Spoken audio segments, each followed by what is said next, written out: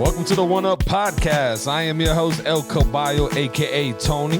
Here with some of my nearest and dearest, some of the OGs, triple OGs, quadruple OGs. Got Pooch, Mateo, and Doughy in El building. This nigga's breaking his neck. So what y'all boys, man? How y'all doing this weekend? How was the week? Doughboy, did you ride your bike this weekend or the 20-mile bend? What did you do? Nah, you know what? This weekend I took it easy. I just finished Resident Evil Village. That was super crack. Okay, one of the best Resident Evils that I've played in a very long time. Yeah? Yes, I can only. It's like Resident Evil 4 all day, all the way.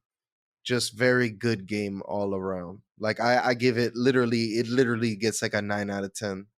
And it might get a 10 out of 10. Only the longevity test is the 10 out of 10. Is this when like a definitive review? I just finished playing it for the first time, so I don't know if there's anything else. I see I got the mercenaries. I see I got the unlimited ammo and the guns that I can lock, which is cool.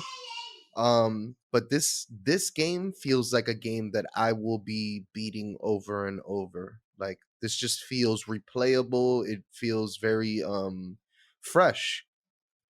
Really? And this is coming off the heels of Resident Evil 7. Literally 1 week ago, 2 weeks ago, I just was finished playing Resident Evil 7. Love that game. And then this game took it in a completely different direction. This is less horror, more action. Like which is a good formula.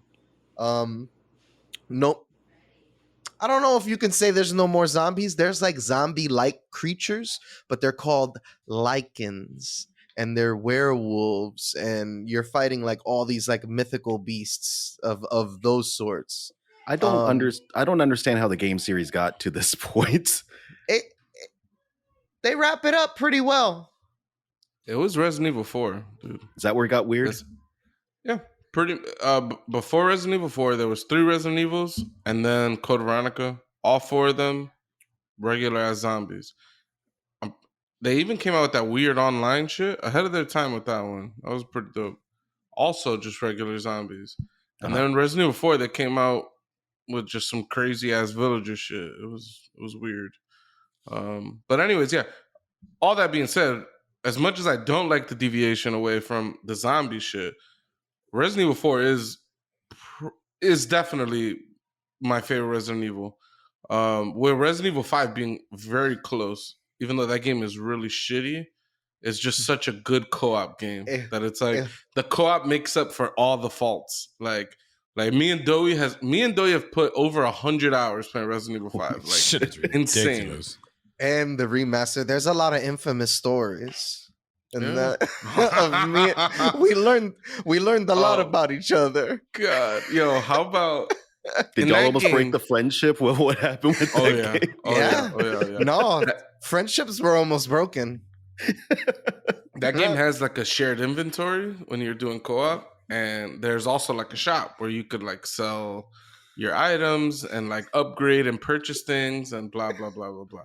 Not to dwell too long on games, but Doughy's always been a fucking like a whore for any type of collectibles. So like if we were playing Borderlands, for example, especially Borderlands 1 where you shared all treasure, he would be sprinting through the level. Me and Tony are in the middle of firefights. We firing off. You see Doughy running through, bullets whizzing past, and he's just running. He's running for his fucking life. And then what he's really doing, he's running to find the treasure chest. Then he picks up all his favorite loot. He throws the shitty loot on top of the chest. And when me and Tony pull up, Doughy's standing there in front of the chest like, huh? And he's like, yeah, man, I opened it. This is what it was. And we're just like... And he has all these nice-ass armor, guns. I'm like, yo, when did you have that gun, bro? This man would just be doing that. Yep. We all our co-op experiences are living off of Doughy's sloppy seconds. So anyways, one day I got a phone call from my good friend Michael. Rest in peace. One of my best friends. Get a phone call. He's like, yo, Doughy sold your stun rod. Mind you, the stun rod is my favorite weapon in Resident Evil 5. Okay. It's my favorite weapon.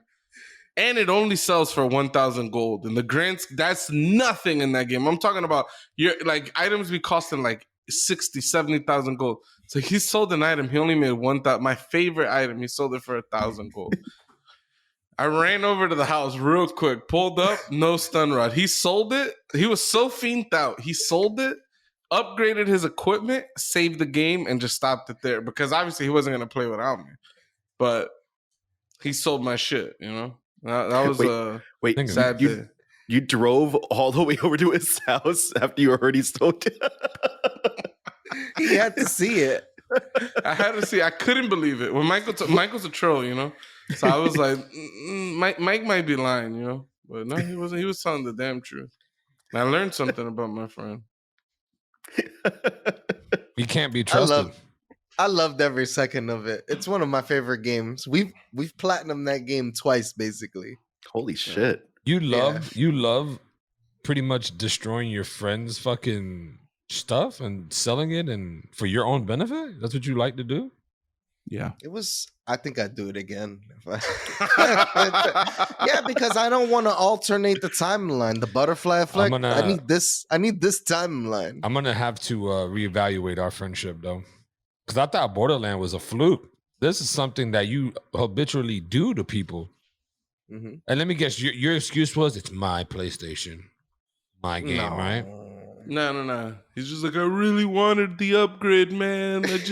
You could buy another one. You could buy another stun rod. And I'm like, here, I'll buy it for you. And then he's like, it's not the same.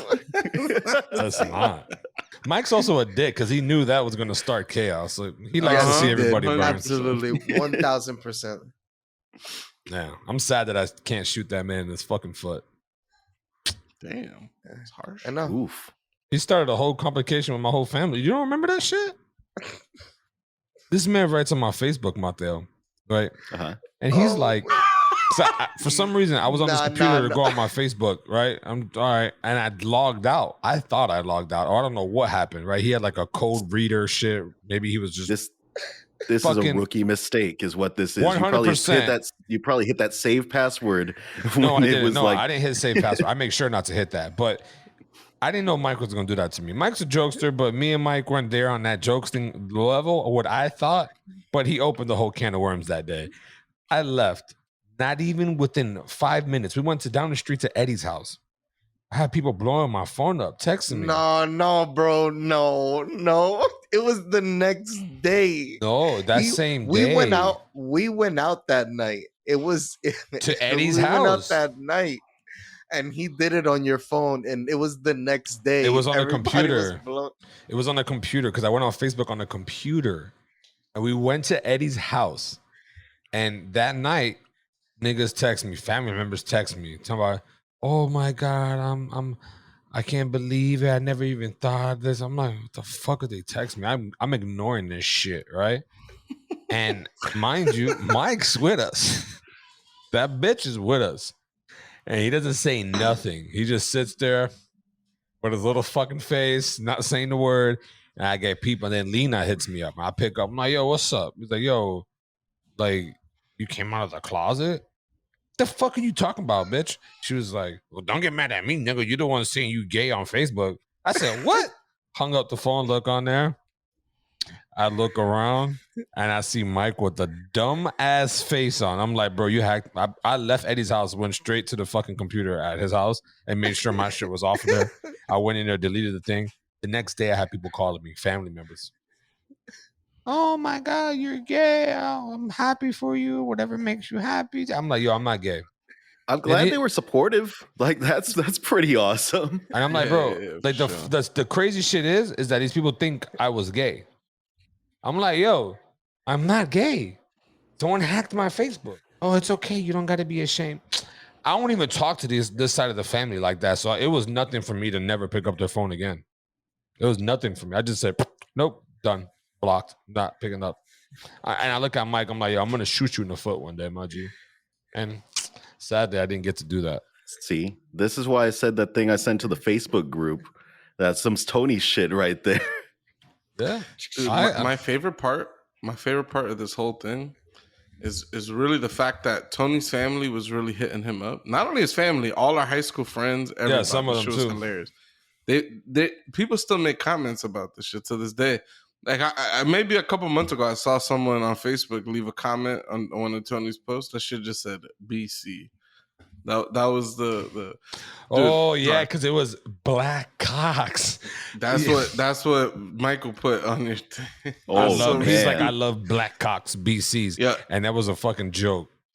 But this is the thing. I love the fact that Tony's family was hitting him up, all supportive about him coming out the closet. Meanwhile, the post that was on Facebook is so clearly a troll that it's like, how could anyone see that and truly believe Like, that he was gay? This shit was just like, okay, I finally have to tell the world I love black cock. I've been hiding this all these years and Yeah, blah, blah, blah, blah, wild blah. shit. He's like, that's it. Just, okay, I'm done with this post. Now just give it to me. Like, it ended like that, yo. who possibly thinks that that's how anyone is coming out and that like is like with a post like that? That shit blows my mind. These niggas is calling. They're calling my mom. They're calling my dad. And da-da-da-da. I'm like, yo, like I got hacked, bro. Like, whatever. Those good memories though. Fuck Michael and love him at the same time. Don't let me get to heaven, Michael. I'll shoot you as soon as I fucking see you. Wait, in your mind, there's guns in heaven. Yeah. In heaven. Yeah. For self-defense? What is the purpose of the guns in leisure. heaven? For leisure, yeah, exactly. Heaven's a place of leisure, okay, man? Yeah, there's a gun range on there. Nigga. I'm gonna have perfect accuracy out there. How was Would it still be fun if you just had automatic perfect accuracy? It'd be like playing with the aimbot on, right? Might as well. Never miss a shot. Dead shot. Feel me? Well, Doe, you got anything else you did, or you good off the bike in Resident Evil talk? Yeah, no, pretty much that was it. It was a nice week out here. As you can see, it's very sunny, very slutty summer has begun. Nice. Showing that skin. Yeah, look. This man always does some weird shit. This man's a walking meme. Yeah. How was your? What's How, that? I don't know. I don't know. I think it's like the Harlem Shake. I don't know. What the fuck? That's not Harlem. All right. How How are you doing, buddy? How are you I'm doing, Mateo? Yeah, Doing Mateo. all right. Had too many beers last night. I haven't really done anything this weekend. I've been working out. That's about all that's gotten done this weekend, dude. We went out and for a few casual beers, and then next thing you know, it's like 10 o'clock at night, and it's been way too many beers. Yeah. It was a pretty solid night, though. We met a dog. We met this gigantic dog named Ghost. Big old Nice. floofy, like half husky, half something else dog. That was about the highlight of my night, I think, right there. Awesome. That's crazy. Pucho had a cool dog named Shadow before. Put up some One Up podcast stickers. Nice. You got to send me some of those. Yeah, I need to get them in the mail to y'all. That way I can start spamming this fucking city of mine with them. And our producer needs to get us a more badass sticker design than me just popping our logo on some Yeah, little and- roundies. I could definitely slap those all over the place. I do. They're, Go ahead, though. they're saying that New York is getting overrun with graffiti. And like graffiti's the best part about New York. Hasn't New York been covered with graffiti for years? For years. But now No. since Giuliani cleaned the city up basically, and like all that shit stopped after Giuliani, and pretty much after like the late 80s, early 90s, they started to clean New York up like a lot. Why don't they but just give them like a specific area where they can just fucking paint? that would be a beautiful thing. And But every week they'll they- just cycle it through. Like, they do, but there's not enough places like that. There's a lot of artists in the city. It's a big They got a ass lot city. of places like that, like in Soho and shit like that, where there's like walls that are like, oh, you know, like my brother-in-law, right? He's a graffiti artist. Shout You out cannot- Push. Yeah, my dog Push. Out here in Orlando, even there's a couple locations that they let people do graffiti. So occasionally he'll go through and he tags the wall and all that shit. You know, it's just dope. his shit's I don't know. fire too. I grew up loving graffiti because my uncle was like in, you know, he's a child of the 80s pretty much. Like, you know, he's born in the 70s, but like he grew up in the 80s. So he got to live that whole life, like where everybody was tagging everything, the fucking breakdancing, the hip hop, all that shit. So like I kind of grew up with that. Like his whole room was that pretty much. His friends would come and tag up his whole room. And he had graffiti all over the walls in his room. That shit was cool. That's awesome. Dang, could you imagine the highness you'd get off of all that marker smell in that room? Yeah, his walls are painted black. So yeah, That's dope. It's a beautiful art. It's the art of the poor. Basically the poor people. It's like I don't know about poor. Them paint them shits are expensive. Some good quality paints, them shits are expensive. That nigga Cisco was telling me about the paints. He was telling me that and especially his markers. He's like, yo, he spends hundreds of dollars. I'm like, damn, like I didn't know they were like that. Yeah. They're shit's pricey, man. I used to be an art major, so I used to have to go to the art store and shit and buy shit. And I used to cop pencils for drawing class, and pencils are expensive, dude. Yeah. Like buying good quality like drawing pencils and there's a whole scheme to this shit. There's hundreds of different styles of pencils, different like qualities of different materials, and then just all the different measurements. They come in a variety of different thicknesses and stuff like that. And it's just like shit's unnecessary. Wait, so you're saying that you use pencils that weren't just number 2 pencils? Like you've used the number 3, the number 1? I don't know remember the Scantrons? The Scantrons are always like number 2 pencils only. Who the fuck has any of the other numbers? I never saw any of the other numbered pencils. I done ran into some pretty poor quality pencils before. I don't know what number they were, but they were fucking in the trash can. But who do you know has failed the test because they took the whole test with like a number 3 pencil? I never wanted to test it. I never wanted to try. I've always used a mechanical pencil. Fuck them niggas. But you had number 2 lead. All I know is if you had those authentic black pencils, you had some good quality pencils. Those are hard to come by. Those are one of my favorite. Every time I see someone have it, yo, let me borrow your pencil. Never gave that shit back. What about that Ticonderoga with the black eraser too? That shit was fire. That shit erased different too.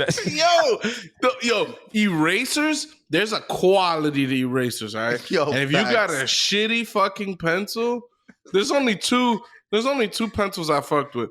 It was the Ticonderoga, which is that black pencil. That shit was fucking fire. And then there was the darkish, like almost like an orange brown pencil. Oh, those are Eagle. What was it called? Eagle? The Eagle number 2. That eraser erases different. Okay. Oh my God. Not only that, you can fuck up. Remember the pencil break game that people used to play? I was gonna ask if y'all played that pencil break game. And the plastic spoon game too. Nigga used to bet lunches on that shit. Like, damn, a bunch of high school gambling fucks. I never did the spoon one. Oh yeah, the spoon one. Oh my God, the spoon one was fire. You take your spork, because it's not a spoon, it's a spork, and you bend the back end of it. So you got the spork end here, and then just the flat, and you bend it so it's like crooked, and then y'all like flick it at each other's the round part of the spork, and then the game is just whoever breaks the other guy's spork first. And that game was way better than the pencil game. Yeah. Because the quality of pencil, like those Eagles, they're not great for that game. They weren't made of wood. It was like a clay, or it was weird. It was like you could just snap them in half. They were rubbery. You could bend them like crazy. They were not made of wood.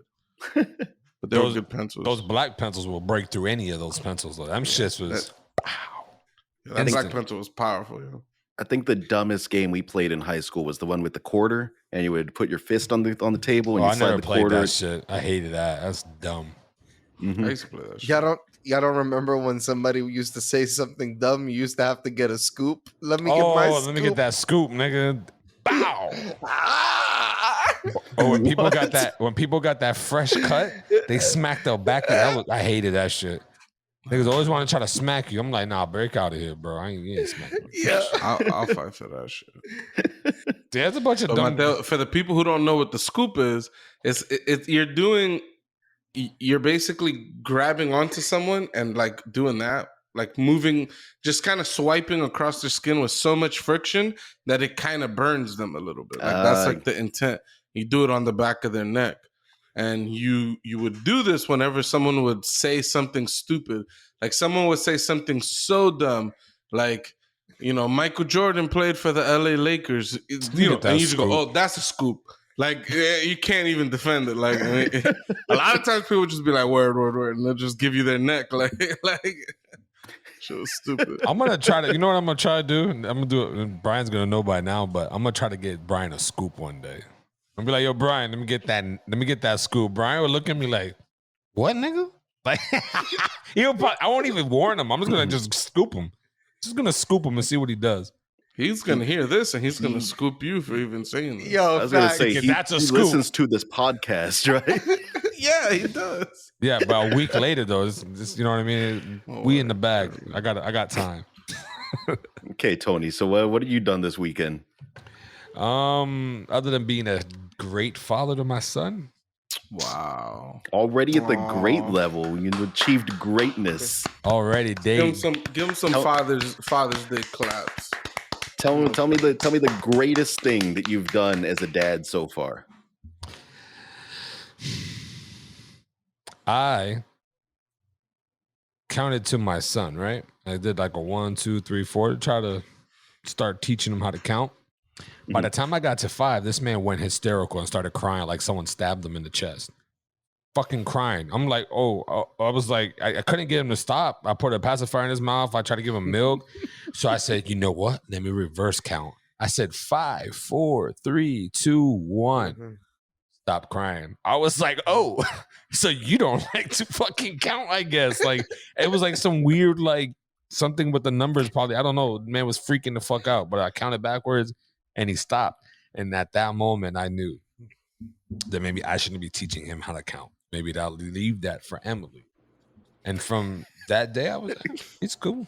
Me and him, we vibing. His mom be out. We be vibing, singing them songs, stories, playing the old classic 90s hip-hop music. Good music. None of that bullshit we listening to today. I'm talking about fucking LL Cool J, fucking Lauryn Hill, fucking some you don't old like Biggie. her though. So I don't like her as a performer at concerts, but her music's good. White Clef, whole bunch of good artists. You know what I'm saying? You know, Tupac, Biggie, all them, Jay-Z's old shit, and then you know some of J. Cole's. You know, all the good rappers, Kendrick, all those newer ones. But you know, I'm trying to put some of that R&B vibe in them too, because R&B is kind of dead nowadays. But you know, yeah, it is. Like no one plays R&B like that.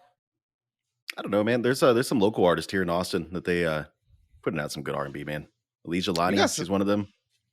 The fact that I don't know who that is an issue. That's what I'm saying. Like, well, yeah, but you're not local. Like you're not gonna know Austin artists. Like that's pretty uncommon. Man. There's a guy JMSN. Who's that? I like him a lot. JMSN. He's a white dude. It's pretty nice. Pretty good R&B artist. Wait, what does the color gotta do anything? I don't know. No, I'm not just saying that you. A lot of white people don't. A lot of people think that white people don't got a space in like R&B and hip hop. I think though he felt like he had to like put his race forward, you know. No, that's good for you. Just the other day, I was listening to country music. Right, my wife put it on or whatever. There was a black country guy with a if you close your eyes, you wouldn't think he was black. Brad Paisley. I don't know who it was. But the man looked like fucking. You know who he reminded me of? Crit. He had like Crit type vibe to him. And Big Crit? Yeah. And I was just like, damn, this man can. Brad Paisley's one of the whitest people.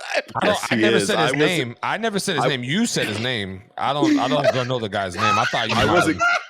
I wasn't gonna say anything, though. I was just gonna let that sit out there. No, let it sit. I don't know shit about country. I'll be the first to admit it. I'm with Tony there. I don't know shit about country. I don't know shit about no Brad Paisley. I don't know who that is. I thought he might have known this dude's name. I'm like, damn, that's crazy. Dude knows country. I don't know. I'm just saying, like, he was a black dude singing that shit. I'm like, this man's fire. There's one black country artist, according to Don. His name is Brad Paisley. All Brad Paisley fans are gonna sun us real quick. Like, that is not true. But no, yeah, dude, my son's great, man. He's like, every day it's a new thing with him. You know, we like last night we gave him a bath, and I sent you guys a picture. Dried him up or whatever. His hair was super curly or whatever, chilling. Woke up the next day, the sun hit his head. Man has gold locks all over his head. My dad showed my dad. He's like, "Oh, that's Canelo Jr. That's Canelo Jr., the boxer." I'm like, "Hey, if he's gonna be a boxing legend, I'm down with it. I don't know shit about boxing, but I know a couple people who know about boxing. They can Is teach Canelo him." a legend? Who? Canelo, is he actually a legend? He's gonna be a legend when he retires. He'll be a legend. His best fights have all been like him stealing wins from Triple G. Oh wow. That's my take. That's that Triple G. controversial. Triple G won every single one of those fights. Every single one. They fought twice. I think Triple G clearly won the first fight, and I personally think Canelo won the second fight. But a lot of people think, you know, it could have gone either way, blah, blah, blah. I personally think Canelo won. And I'm not a Canelo fan. And I do think that when Canelo retires, he will be considered a legend. The man's like 28 years old or 29.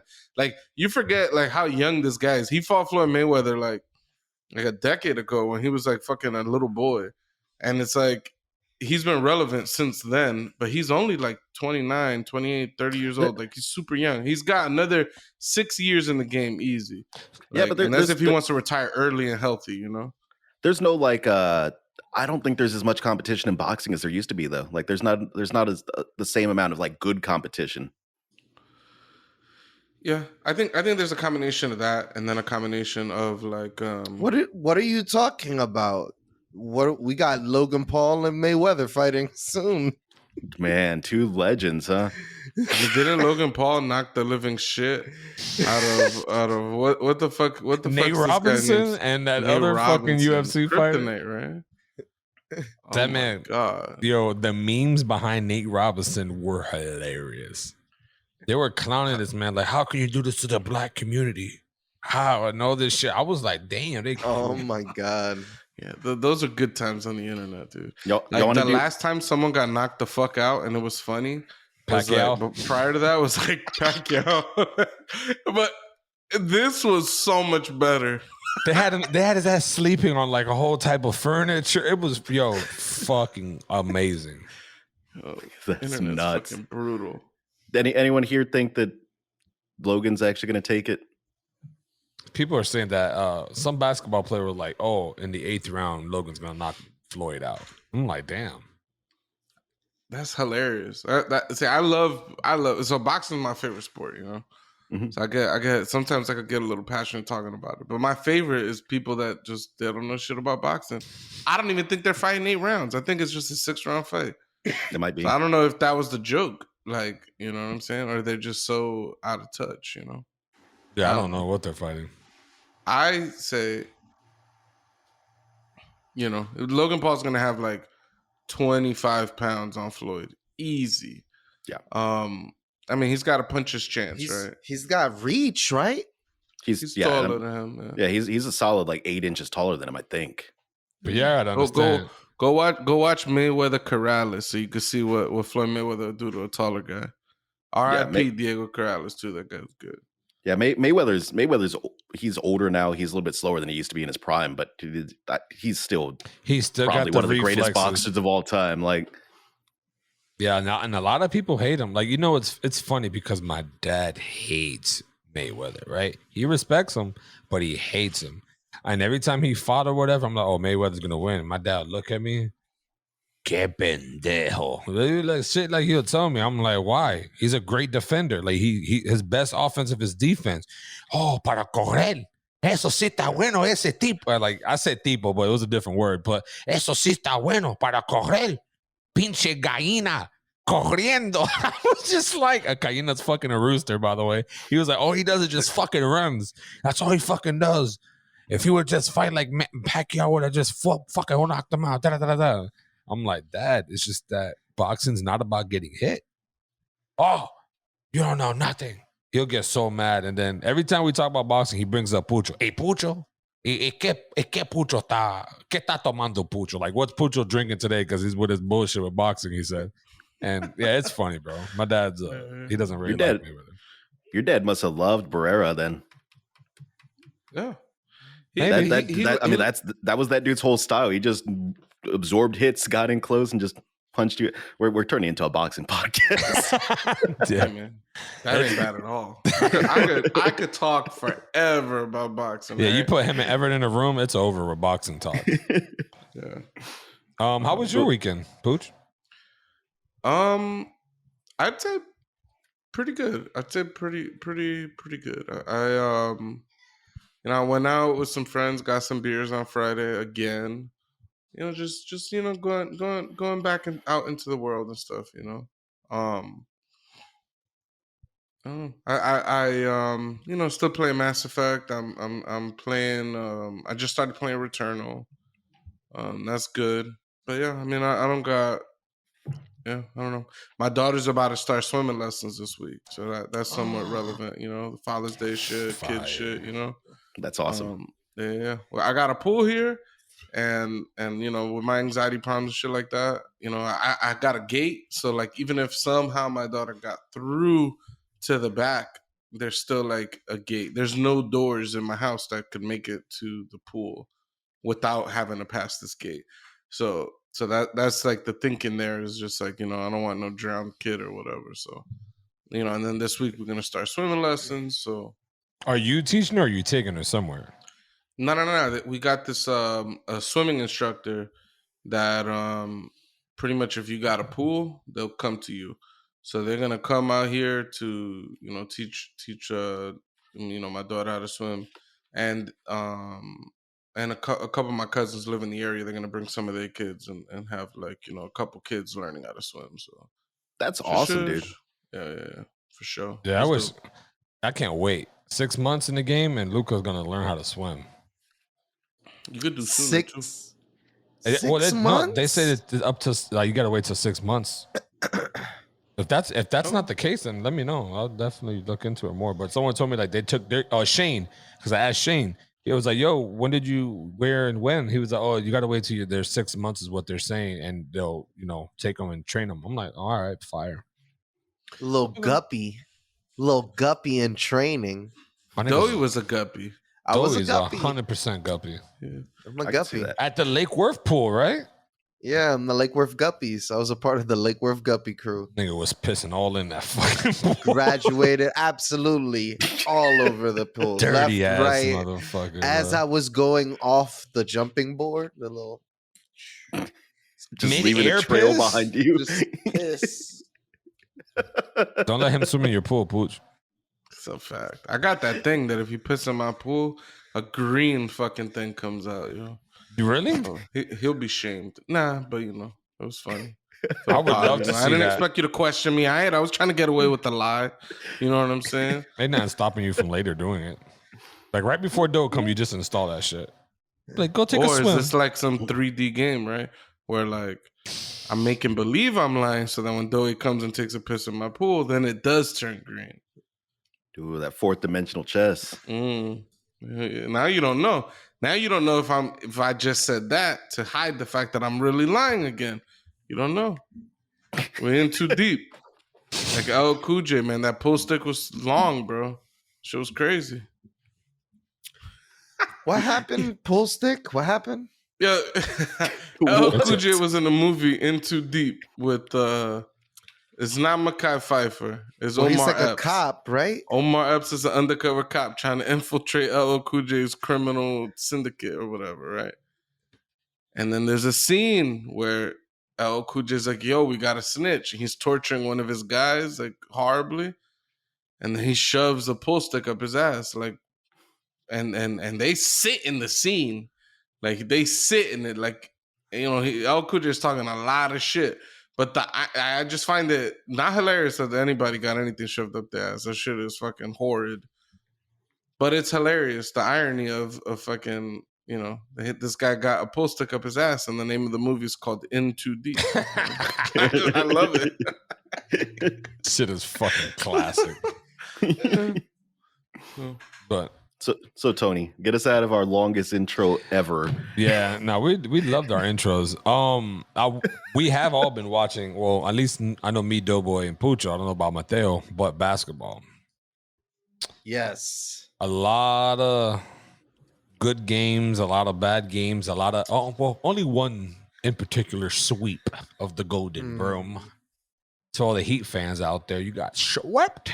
Yeah, I thought you were talking about the Knicks, but damn, man, the Knicks is so. Knicks didn't get swept. They got one game. Yeah, that shit hurt, bro. Trae Young is a villain. Nigga got ice in his veins, bro. He's a villain. I like him. I like Trae Young. I can't like him. I can't bring myself to like this person. The man is a killer, bro. The man he'll tell people to be quiet as he walks by them because he's a killer. Yo, when he bowed down to the Garden, respectable. Before he closed it out, I was like, dirty piece of shit. He's telling y'all to enjoy the show. That's beautiful. He did it. Where else did he? Fuck that guy. Wow. Fuck you. Wow. Wait, fuck you. You want me to be happy with losing? What the fuck? What happened? What is the context here? I have not been watching basketball, so Trae Young is a player on the Atlanta Hawks. The New York Knicks made it to the playoffs for the first time since like 2013. So it's like 8 years since we've been in the playoffs. And then we played the Atlanta Hawks in the first round, and the Knicks got eliminated in proper New York Knickerbocker fashion. So it's a shame. I'm depressed about it. I don't want to talk about it, but Tony wants to talk about it. So I'm just talking about how because Doughboy brought it up, and Trae Young is a killer. He's nasty. Yeah. He went to Kobe's camp. I think Trae Young is gonna be like one of the next stars. Like I think this playoff, because even I'm pretty sure they just won today too. They won their game. Yeah. So like they just beat a team they're supposed to lose to. You know what I'm saying? Like I don't know. He's good. The kid is good, man, and I think it's definitely going to be one of the next stars or whatever. But I'm with Doughy. I can't like the guy. I can't fuck with somebody who out here eliminated my Knicks. That's why I say fuck the Indiana Pacers. I say fuck the Chicago Bulls 2 times. Fuck the Miami Heat. Fuck all these teams in the East beating the New York Knicks. You know what I'm saying? I'm trying to live a life where one day my Knicks are going to win a championship. You know what I'm saying? I don't think it's going to happen. I think I'm going to die one day, an old man, and on my obituary is going to be about me being depressed that the New York Knicks have never won a championship. And I'm not switching to the Brooklyn Nets. I don't respect any of these people jumping ships like, no. We got Kevin Durant now and the Nets, and now everybody wants to be a fan. No. It don't work like that. No, fuck Durant and fuck Harden, though. For real. That's coming from a Texas boy too, saying fuck Harden. I was like, I don't know what Harden did, but he just left Houston. Is that the point? Yeah, dude, fuck that guy. Also, his play style is bullshit. Like he's got like a game breaking code with that stupid stutter step nonsense. Like, the travel step back. Yeah, I don't like. I get that it's completely legal in like the rules, but it's bullshit. It's completely bullshit. It's like someone choosing Odd Job in GoldenEye is what that shit is. It's allowed by the game, but it shouldn't be. It's about like that when you pick Odd Job and then you crouch and then you go the whole level crouched, it's even worse. Bullshit. It's like the man James Harden knows how to draw fouls out of people. Mm-hmm. Like you just know, it's just automatic for him. Like he just gets the fouls. That's what I hate about the NBA too. Half these motherfuckers, they'll make you jump and then they'll jump into you and it's a shooting foul. It's like, oh man, that shit is whack. If you jump into that defender, bro, that's not a foul. That's an offensive foul on you, if anything. You know what I mean? But rules are rules, and people exploit them. It's just how it goes. But shout out to my dog, and Ever would be upset if I don't bring it out. But to Damian fucking Lillard, bro. They lost, but the man holds it down. Me and Ever had a conversation on how he is the clutchest player in the NBA right now. The man in overtime, first and second overtime, fucking beautiful game. Beautiful game. Just fucking banking shots from fucking spinner, half spin, fadeaway 3-pointers deep, shooting from the logo. Like, the man Damian Lillard needs help out there with the Portland Trail Blazers. CJ McCollum was not showing up towards the end. Melo, I don't know what the fuck Melo was doing, to be honest. I mean, he played okay, but he ain't show up either. Like, he I don't know. Shout out to man. Carmelo's on the Portland. They're in second overtime. You know, he's old man. He's the same age as LeBron, right? Old man. So he just got LeBron? eliminated too. Yeah, they got eliminated. But I'm saying he still held his own. Lakers got eliminated. Yes, though. Yeah. You don't see all the memes of LeBron James? How this is his first playoff loss? The man's 14-1. I didn't know that. Yeah, the man, and the first round, he never lost a first round playoff. This is his first one out of 14 seasons. Damn. Holy shit. So much shit talking. People are like, oh, if you're the GOAT, you don't lose like that. If you're the GOAT, you don't lose. I'm like, damn. I kind of agree, but at the same time, it's like, bro, he can't do everything. Just can't. I disagree wholeheartedly. Michael Jordan lost all his playoff appearances in the 80s and even 90. You know what I'm saying? I don't know. I don't know what it is. I think it's mostly a lot of LeBron haters. It's just mostly what it is. People just want to shit on LeBron, but the man's a fucking great player, and he's good outside of basketball. You know what I mean? So like, he put like hundreds of kids, thousands of kids into college, fully paid through this like weird program that he has. He built a school. He's done a lot for his fucking community and people. So it's like, gotta respect the man on and off the court.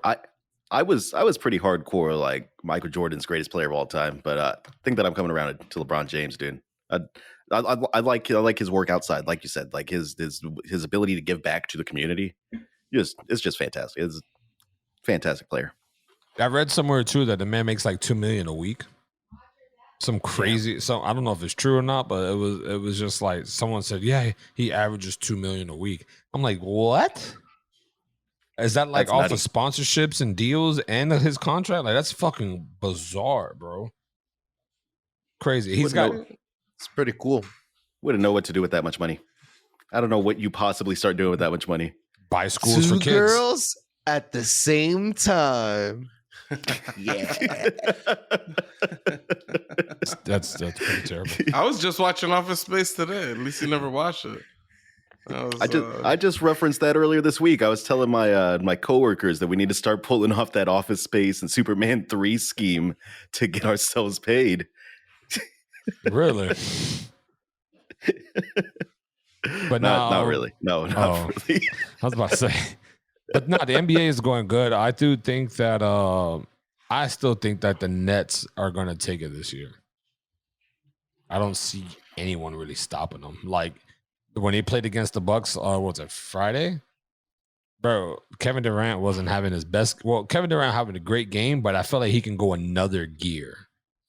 And, you know, James Harden also not being there, whatever, blah, blah, blah. Like, it just shows like, damn, like, yo, I don't think the Bucks have an answer for them. All they got to do is know how to just stop Giannis from getting to the paint and neutralizing him, and it's game over.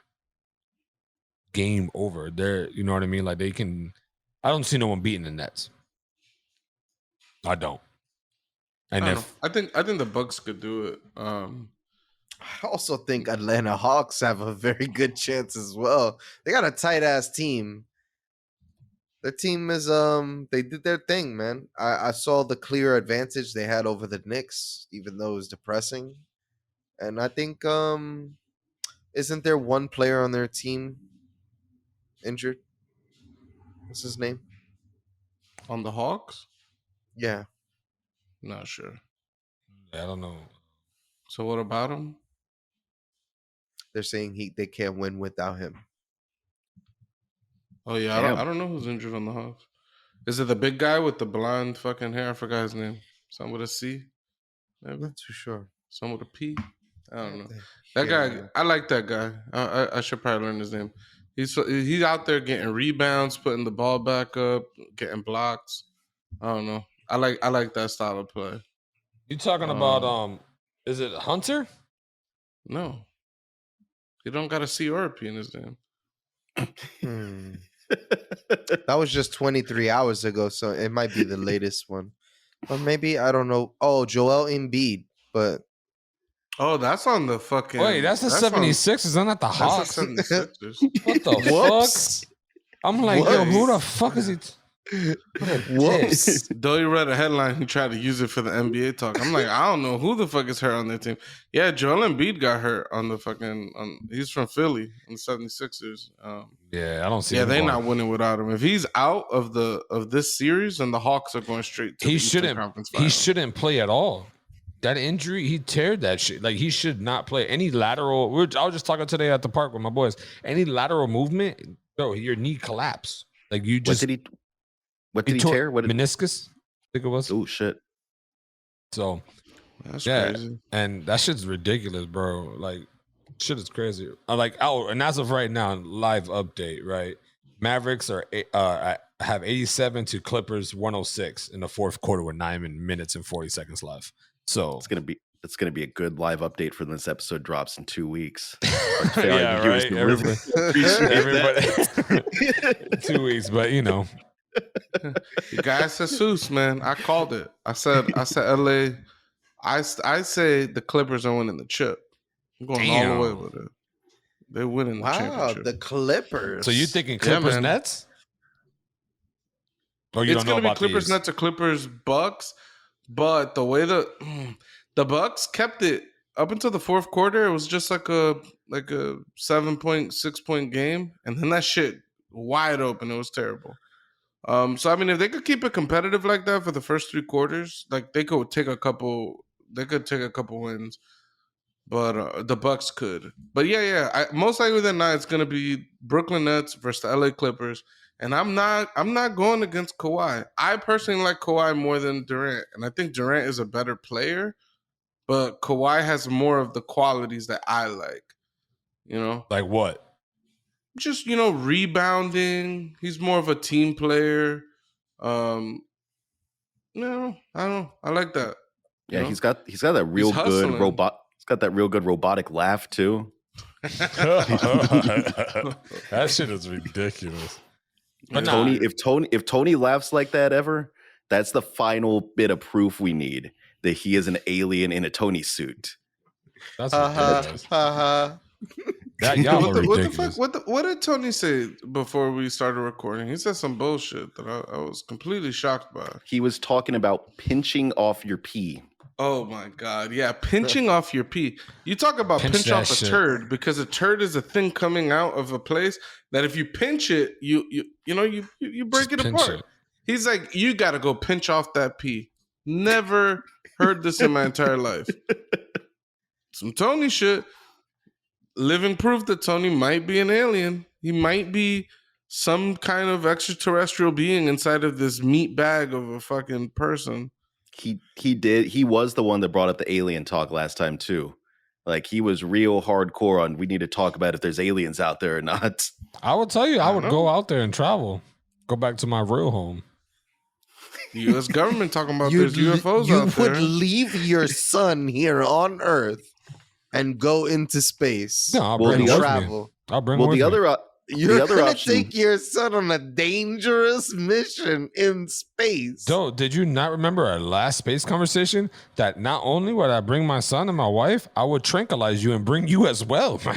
Like, did you forget that? We're going to Mars to start a gang ship, a fucking colony out there. We're going to take over that shit. Motherfuckers going to have to pay me taxes. It's going to be my world. Damn. Or you're going to get floated. Did you not see that Will Smith movie where he took his son into outer space? The shit did not go well. No one saw that movie, dude. Nobody there was like saw 5 it, people. There's like 5 people in the entire country that watched that movie. Like After Earth or some shit like that, right? Yeah. It was a good movie, I think. It did not get real good reviews. Alien. But what were we talking about? NBA. Yeah. I do think I don't know. I don't know about the West. But if the Clippers pull it off today, then I guess. But I still think the Nets are taking it this year, and KD's going to get his respect because everybody shits on him for the Golden State rings that he's got, and I think that's crazy because for the Michael Rappaport stuff. Fuck that nigga. And I also think that KD deserved those rings because he carried that team too. Like the man, you know, it's not like he got carried. That man came in clutch, 30-something points, fucking, you know, doing his thing. Like people just, I don't know. I guess when you lose to a team the year before in the playoffs and then you join them the next year, it leaves a little bit of stank with people or the fans. But no, he literally joined the greatest team in NBA history. No basketball team has ever had a record as good as that Golden State Warriors that won a championship, and then he joined that team. And he's supposed to be the best player in the NBA. Like, I don't know. Yeah, nah, I don't give a lot of respect to that. But and then even now, like you're saying that if he wins this championship, that he deserves like some crazy praise or whatever. Like he's on that's a bomb squad on the fucking Nets right now. Yeah, but he was there with like him and Kyrie was there. That's it. James Harden got there. That's a trade. That's nothing. Like he ain't bringing them with him. You know what I mean? That just happened. The trade. They had a chance to get him, and they snatched him. That doesn't matter. It doesn't matter what the makeup, like how the team got built. Like we're talking about the team that's there. Like there's on that team, you got arguably the top 3 of the top 10 NBA players on one team. Like that shit's crazy. Like, I'm not saying like Durant is whack. Like nah. Like anybody who's saying something stupid like that, I mean that's crazy. But I ain't gonna sit here and make believe like he, you know what I'm saying? Like he's taking some no name ass team or something with him. Like, yeah, I mean the problem is that the man has never really proven himself, right? Like it's almost like he's never like fully proven himself, and he probably won't. It seems like he's just gonna be on packed teams, stacked teams for the rest of his career. What do you mean proven himself? No one can guard this man. No one can guard this man. What name one player that won a championship without a co-star with him?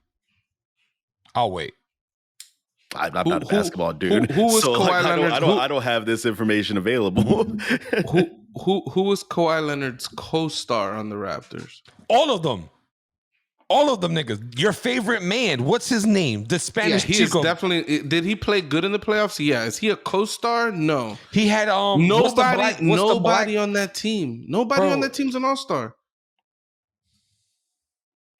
Yeah, you're speechless.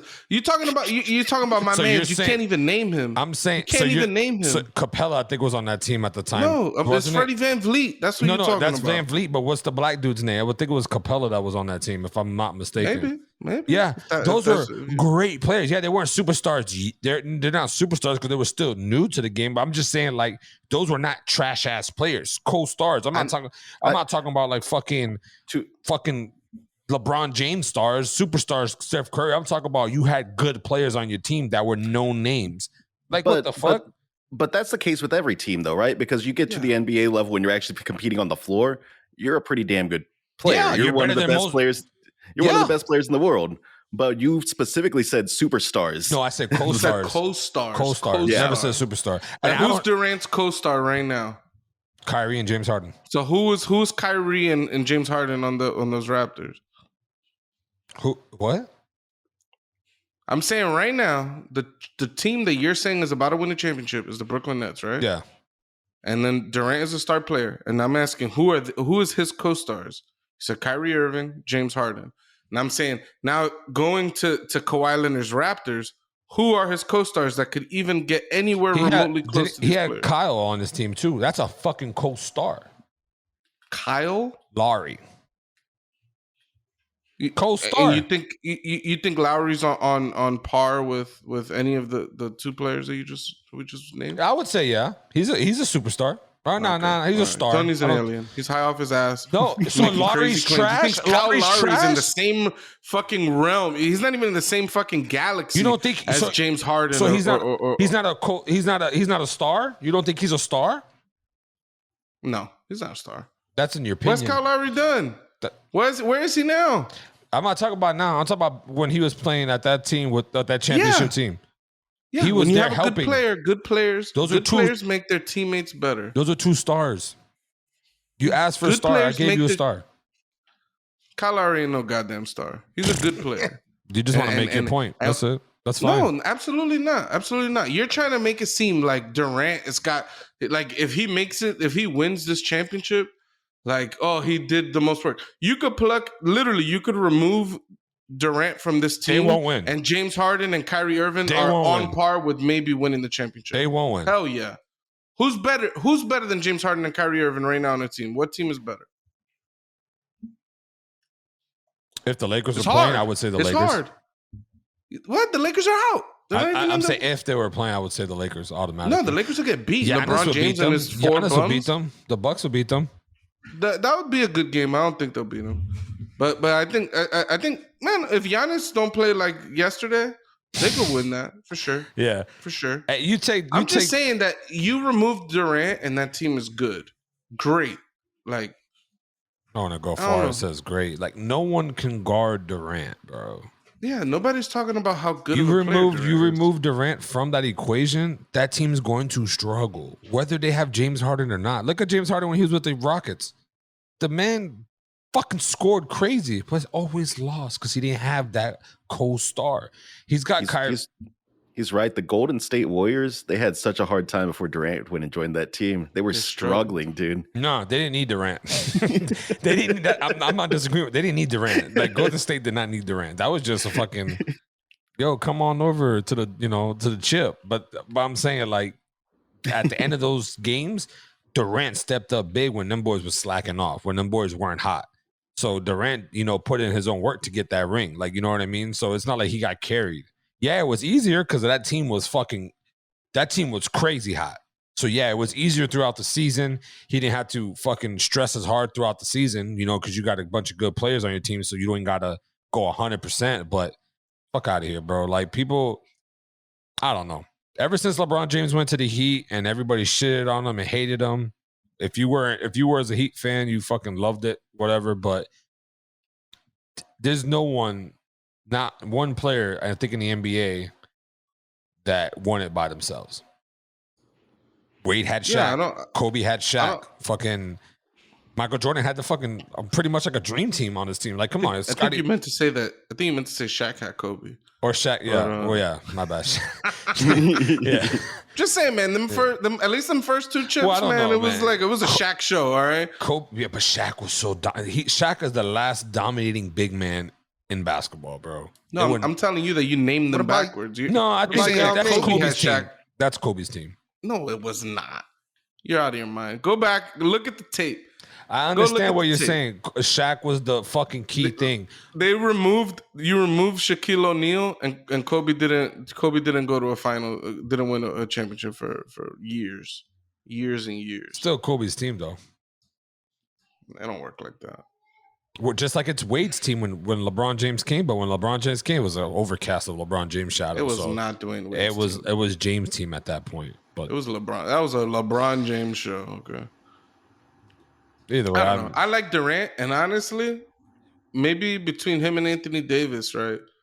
They're the best players in the NBA. Like I like top 5, top 2. Like I don't think you could really question how good of a player Durant is. LeBron James and Kevin Durant are like tied for first or 1 and 2. Like it could be KD and then LeBron James. I don't know, man. LeBron James by himself just got eliminated. So I don't think Anthony Davis would have got eliminated in the first round with the same team. I don't think Anthony Davis would have even got this far or got a chip without LeBron James.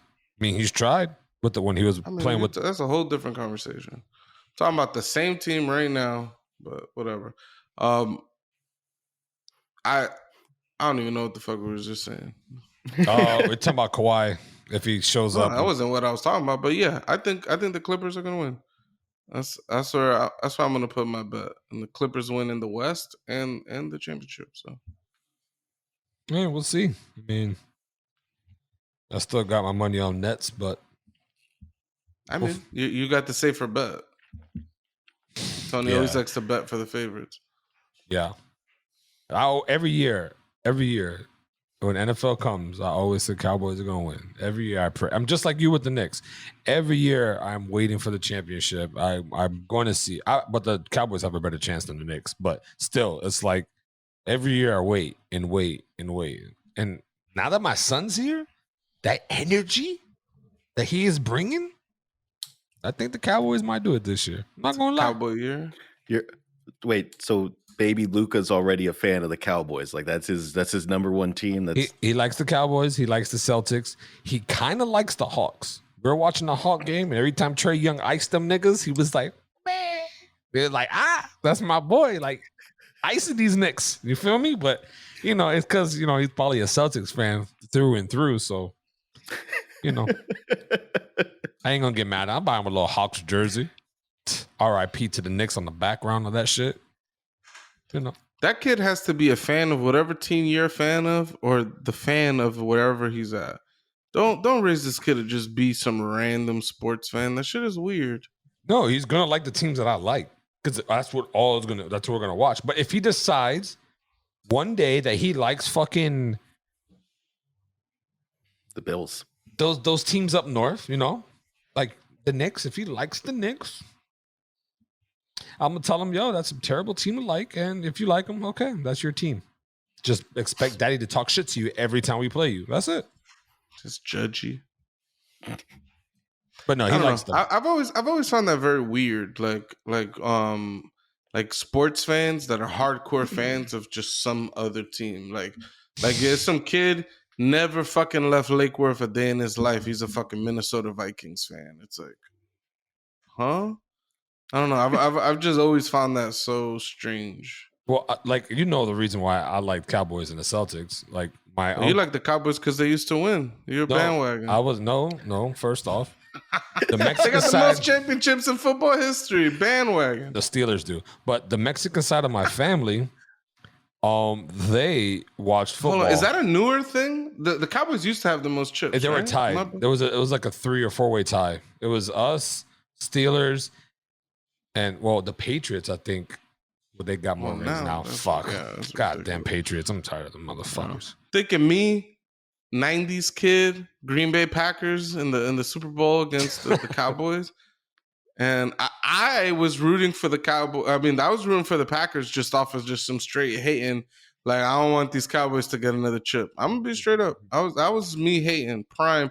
What was it, like 97 or some shit like that? It was prime hate. Fucking prime hating. Haters, dog. I can't. Mm-hmm. I'll admit that I was hating that year, I just don't understand. But sorry, you were telling a story about how you're a Cowboys fan. It has nothing to do with being a bandwagon.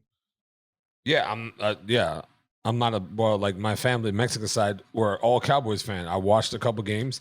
I watched Aikman, and that's when I think they won their last Super Bowl.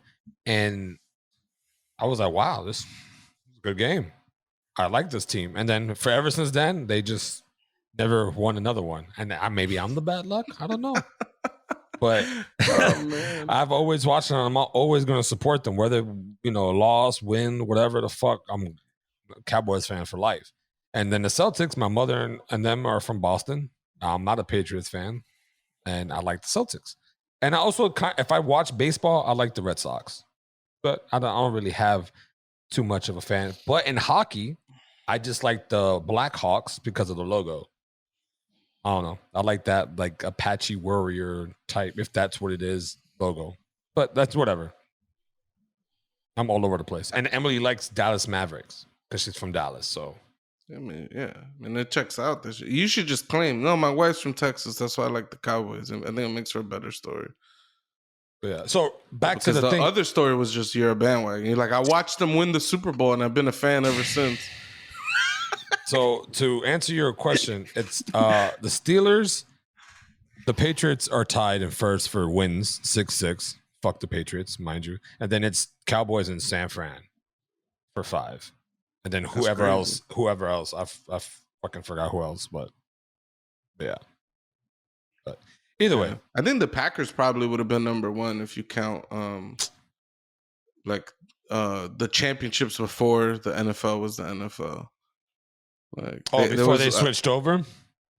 Yeah. Like the NFL started. Well, basically, I don't know. There was like two. It was an AFL, NFL, or some shit, and then they've merged into one football league. But before then, Lombardi won like with those Packers. Like they got like 7 championships or something. And then after the NFL started, I think they got like 2 championships like back to back. Like those Packers were good. So you got a lot of bandwagon Packer fans too. I used to like Green Bay Packer back when I used to play NFL Blitz for the N64. Because they're like the best fucking team. Maybe. They won the Super Bowl. He remembers when they defeated the Dallas Cowboys, and he's just like, oh shit. I'm telling you, man, I've hated the Dallas Cowboys ever since the annexation of Puerto Rico defeated them in the Little Giants movie. And I'm so happy that it was the New York Football Giants that did it to them. So I'll stand by my previous statements. Okay. Fucking guy here. Well, I think it's all good wrapped up on NBA talk and hatred for Cowboys. I did want to ask you guys, well, mostly Pucho too. When do you think it's okay to talk about sex with your kids? Because obviously, I think it'll be easier for me as a father of a son, and this could be sexist, versus you, father of a daughter. It's a little bit. I think there's a different way of approachment when we go to that. You mean the birds and the bees, right? Yeah, if you want to be PG-13, yeah, the birds and the bees. Or the bird or the bee in a flower, or whatever, however you guys want to. Yeah. Tony says the bee in the flower. Is this some alien proof right here? Are we just stacking them up on this episode? The bee's just banging the flower out like, take it. You never played Bad Fur Day? Conquer's whatever? Yo, the amazing game. I love that game. That was the first Nintendo 64. Sunflower has some tits. Shit was racked. Yeah, whatever. But yeah, when do you think you got to have that talk, or what age is appropriate to have that talk with your kid? So, I'm kind of curious what the non-parents have to say first, to be honest. Yeah. Doughboy. Let's start with Dough. Dough is the father of a cat. There was a video that I just saw this week that NY parents are like super upset over. It was like a private school. They're showing, it's like on, like if you type it up, you'll see it. And basically it was like some children's video, basically trying to teach children about their private parts and stuff like that. And like, in my opinion, the video was very good. And then they start talking about touching their private parts, and I'm like, ooh, this is weird. I'm like, all right, this is moving into really awkward territory on this children's video. But they swerve out of it, and then they go right back onto their point and stuff like that. And a lot of people are outraged over it. Apparently, first graders, they were showing this to first graders, teaching them about their private parts. Do you think that was too young, though? In your opinion, do you think what's a good age, and do you think that was too young? I think children should learn about consent. I don't know what grade, what age, but I would say like 7, 8 years old. They should be ready to start grasping a little bit advanced things, like, you know what I mean? Maybe like 8, 9, you know what I mean? You start teaching them about, because it's a scary world out there, man. There's a lot of people preying on other people. It doesn't matter what age you're in, group you're in. There's always somebody out there, you know what I mean? It's a fucking weirdo. You know what I mean? You want to make sure your child you want to make sure your child is ready. You know what I mean? There was one time I was in the Museum of Natural History, and we were in his exhibit, and I was with my girlfriend and her kids, and there was this pair of kids there that I guess they had talked to them about stranger danger. And all of a sudden, these kids sprung up, stranger danger, and they were out of. No, not Oh. to me. They just these two kids were they just sprung up and said stranger danger. And I was like looking around, I'm like, who are these kids talking about? There's some weird ass old man like by the kids shit. Like just chilling with no kids. There's like no children around him. He didn't have any kids. He was just in like this kids area. And I guess these two kids peeped that he was just being weird, and they sprung up, stranger danger, and they were out of there. So I would like my children to be on point like that. You know what I mean? Like maybe like because there's a lot of fucking weirdos out there, bro. You got to be very careful with your children and with all that stuff. What does I got to do? All right. What I mean, so it's related to sex, right? Mm-hmm. But I think Tony's question is more in line with like having like the talk about sex, how body parts, how to have sex, or how to be safe. I think as early as you can teach them, you start to teach them like the basics, like, hey, this is your penis. This is a private part. You don't let other people touch your private part. Like you at gotta what age? like I would say like my mom started teaching me as early as I was like 5 when I started learning about private parts and stuff like that. 6. You know what I mean? And my mom let me know because we went to church. Believe it or not, there's a lot of fucking pedophiles at church. The bastards. Fucking guys, they're fucking weirdos. They're the weirdest people hide in the church. It's crazy to say that. And they wear these big pointy hats. They wear these robes. They chant in Latin. Wait, did you go to like Jehovah's like churches, like Jehovah's Witness church? It doesn't matter what church you go in. There's always going to be some weird motherfuckers in there. No, I was just asking. Like, trying to like cloak themselves. Yeah, I went to Jehovah's Witness. Didn't celebrate any sort of holiday until I was like 16, 15. It was a rough life. That's crazy. Yeah. So what about you, Mateo? When you think the sex talk?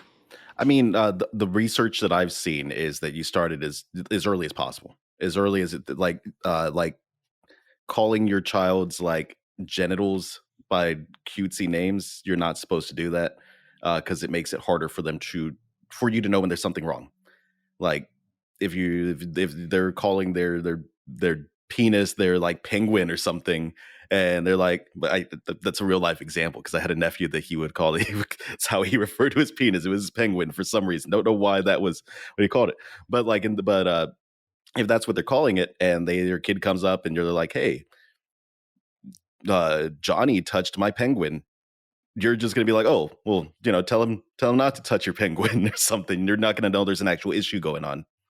So like some aspects of the sex talk you have to have early. Like you're supposed to talk about like Doughy said, you're supposed to talk about the genitals and consent and all that. I've got a buddy that the way that him and his wife are raising their child is they're very, very focused on consent. So like even like a tickle fight with his son or something, if he's tickling him and he says stop or no or whatever, you stop. Like they're trying to really reinforce that like he has autonomy of his own body. He has consent on his own body. And it's important for him to realize that and for him to be able to express to others that, that he consents or doesn't consent to them touching him or tickling him or picking him up or whatever. Like that. I think that's the way to go about it. And a lot of people get upset that people that train their kids to be like that. And I don't understand why. But there's a lot of pushback on that shit. And I never understood, like, what's the problem? Like, what's the problem with teaching a child consent? And I don't know. A lot of people think it's either too PC or some bullshit like that, but I don't know.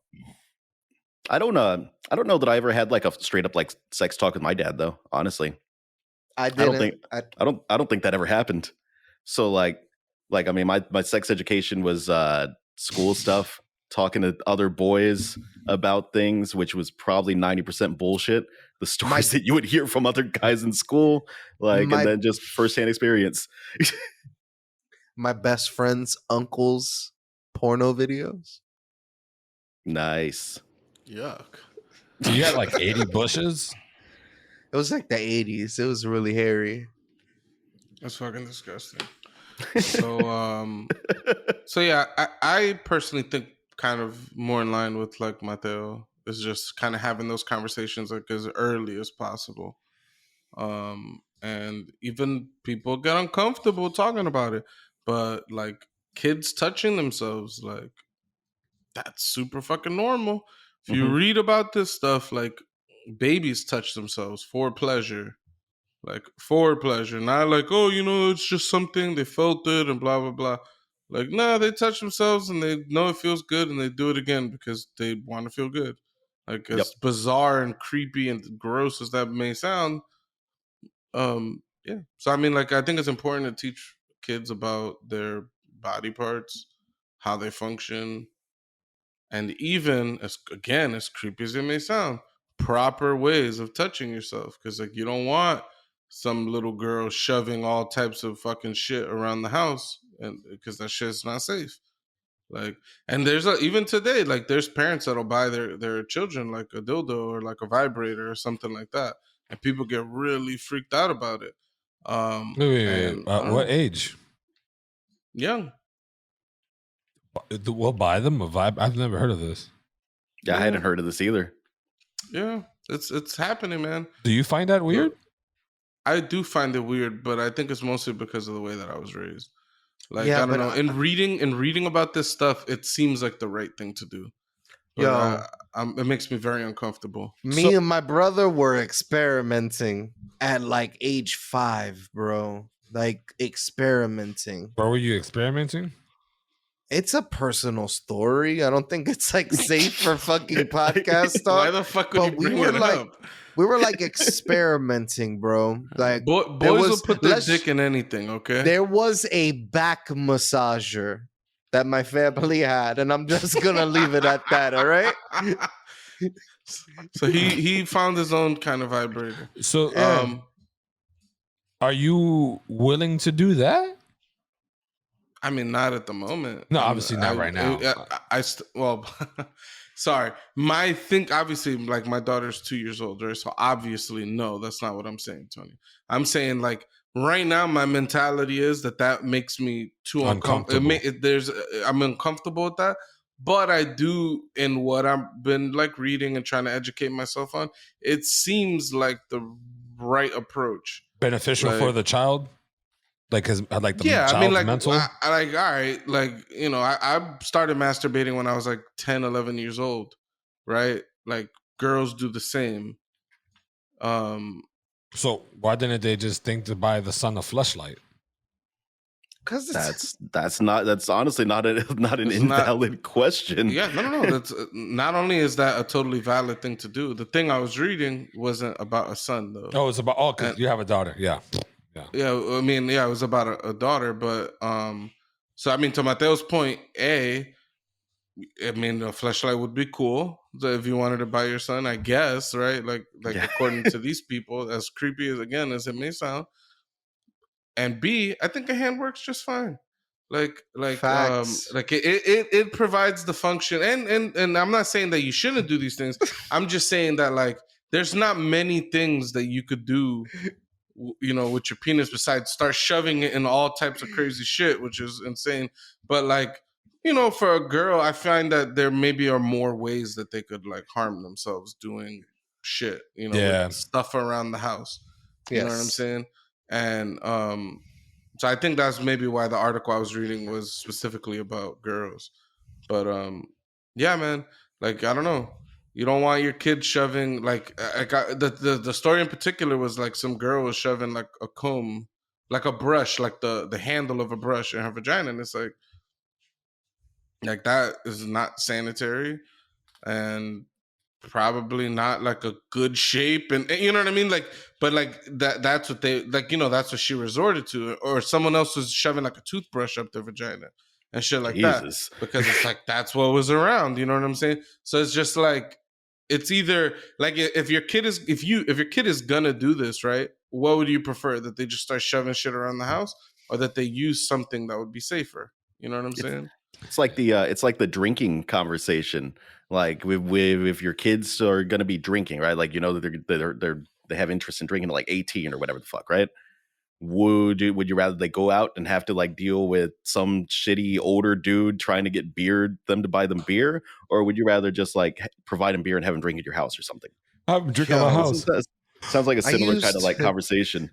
I used to smoke weed and drink alcohol in a stripper / hooker's house when I was 12 years old, bro. What? 12. Okay, that's what I'm saying. Like, I was interested in all this shit. Why was a Early hooker hanging as out with a fuck. 12-year-old? Don't fucking ask me, bro. We had I was hanging out with older people at the time. I was looking for like role models. So a Pick the stripper. wrong ones. Ended up with the wrong role models. There was a guy named CP. He called himself Cherry Picker. Oh, I call that man Crack Pipe. That's a fucking crackhead, okay? Okay. We used to chill with CP a lot, and then now as an adult, I was like, bro, this fucking grown ass man, 24, 25-year-old, was hanging out with 13-year-olds. You know what's I'm crazy? like, was this is CP. weird. Your mom didn't teach you Child. stranger danger, bro. Facts. The crack pipe. And it's like he's like the Pied Piper, dude. His name is CP. That's, no, I don't like that. Tony, get us out of here. When did you Yeah. think you start the conversation? So my whole thing, I'm agreeing with you guys as well, but I think it's easier for the boys. You know what I mean? You just like I don't think I'll have a weird conversation. Like it won't feel awkward for me. You know what I mean? Like do you think there's a difference between the conversation between like a daughter and a son? yeah. That's sexist as hell to say, maybe. You actually got to be harder on men than you'd have to be on women, in my opinion. I think you got to be harder on the females because they got to birth the child. They got to hold the child. Their body goes through a whole bunch of changes. I don't think so. I think you got to be harder on the guys because man, there are just so many incidents of like sexual assault and lack of consent and things like that. And if you don't have that conversation with your son and tell him that it's equally important for him to respect those boundaries as it is. No, to yeah. I was thinking of something different. Like if we're talking about like sex, yeah, I would say they both would need to, but also because the daughter needs to know, like, yo, you have to look at the signs for when it's a little aggressive or something. You know what I mean? You have to be aware if that person, that man or that boy is not educated properly or knowing when to respect. She needs to know, like, oh, it's time for me to get the fuck out of this situation before it gets too bad. So it's equal on that.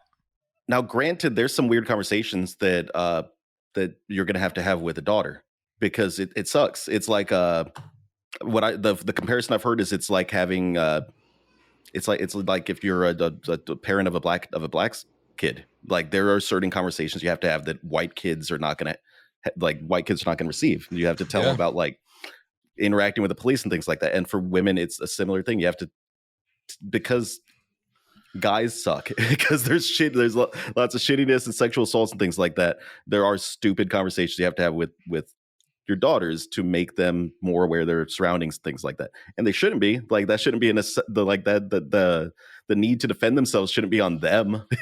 Yeah, but it is. I've heard that it's a conversation that ends up happening. Like you have to tell them, like, hey, maybe don't go down dark alleys. Hey, here's some pepper spray and a pocket knife for self-defense if you're going to be working late. Be careful walking to your car after your shift. Make sure there's no guys hanging around. Like there's all kinds of shit like that. And yeah, so like even my daughter, right? Like she's maybe from the time that she was maybe like 12, 14 months old. So like almost a whole year ago at this point, like, you know, we taught her about her body parts, right? Like we told, I told, and again, like you said, right? Like I'm not doing the whole like, you know, oh, I'm going to call, you know, her vagina a cookie. And then when she goes and tells someone about a cookie, then, you know, nobody's going to know what the fuck she's talking about. She's like, oh, that, you know, they'll be like, oh, that's not nice. You know, go ask for your cookie back. You know what I'm saying? Like, you know, fucking... You know, we just tell her straight up. Like we tell her butt, her vagina, stuff like that. And you know, at this age, nothing really clicks fully. But like, you know, we're just trying to condition her. Like by the time she was like 12, 14 months old, if I told her like, hey, who touches your vagina? She says nobody. So like right now, like that's the thing, like she could say on command, you know what I'm saying? So like that's internalized, like that response. Now she doesn't understand the meaning of what she's saying, but the hope is that as she starts to learn the words, that will click differently. You know what I'm Yeah. saying? And so yeah, and I tell her like, yo, who touches your vagina? She says nobody. Like, and again, it's not completely accurate, right? Like she's at daycare, she's still young, she's getting her diaper changed and stuff like that. But then by the time that sets in, nobody should be touching her vagina unless it's a doctor. Like Absolutely. Or herself, obviously. Yeah. But like I was saying, I'm an alien. I'm an alien. Oh, I don't know. I'm still. It's so it's gonna be. weird It's gonna be thinking weird about. for you. Yeah, that's what I'm saying. Like it's the sex talks is easier with a father and his son than it is with a father and his daughter, or a mother and his son, or a mother and a daughter. It's like both ways. You know what I'm saying? Like the sex talk is probably easier for Lisi and her daughter than it is for Pucho and her, and it's vice versa with me and Emily. But that's why I'm saying, like for me, father wise, it's gonna be easier on me than it is with Pucho talking sex. I feel. I could be wrong. I think either way you're gonna want to do a lot of research because like if we just keep inheriting and repeating like the way that our parents approached it, which for example I never got a sex talk from either of my parents. Neither did I. Like it just perpetuates. So you got to do the reading. You got to do research. I mean, your kids are the biggest project of your life. They're the most important project of your life, right? So you want to be as informed as you can be. Yeah, I'd be joking with Emily. I'd be like, "Yo, my son is handsome. He keeps them gray eyes and that blonde hair and that nice skin. He's gonna be bagging him." Emily looks at me.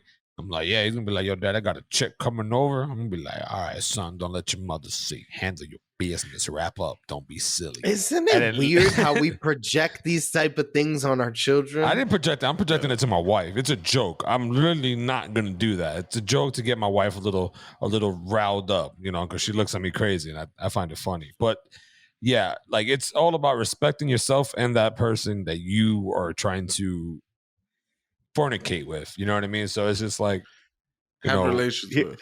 Here, Tony, I think the most awkward part of probably the sex conversation It'll with probably your be kid, it's probably the intro, right? Like it's probably like how do you start that conversation? So you two are fathers. You two start me and little Doughy here off on how you're gonna kick off. All right, Pucho, you got that awkward start to the sex ed conversation. Pucho, you got Doughboy.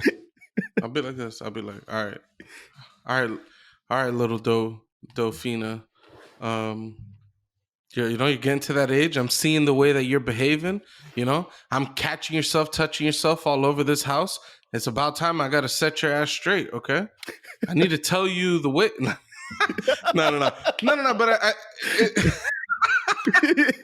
think you just got to come out and you'll know when your kid is getting to those ages where they're mature enough to receive that talk. I don't think you should wait until you notice that they're trying things. I think it's something that you need to be actively aware of. That, like, again, by the time I was 10 years old, I used to try to masturbate. Like, 10 years old, 5th grade. That just sounds insane to say, but it's the truth. It's gonna be like that for, I'm not gonna say most kids, and I got older brothers, so like maybe I was kind of ahead of that curve because I had like hearing what my brothers are talking about and shit like that.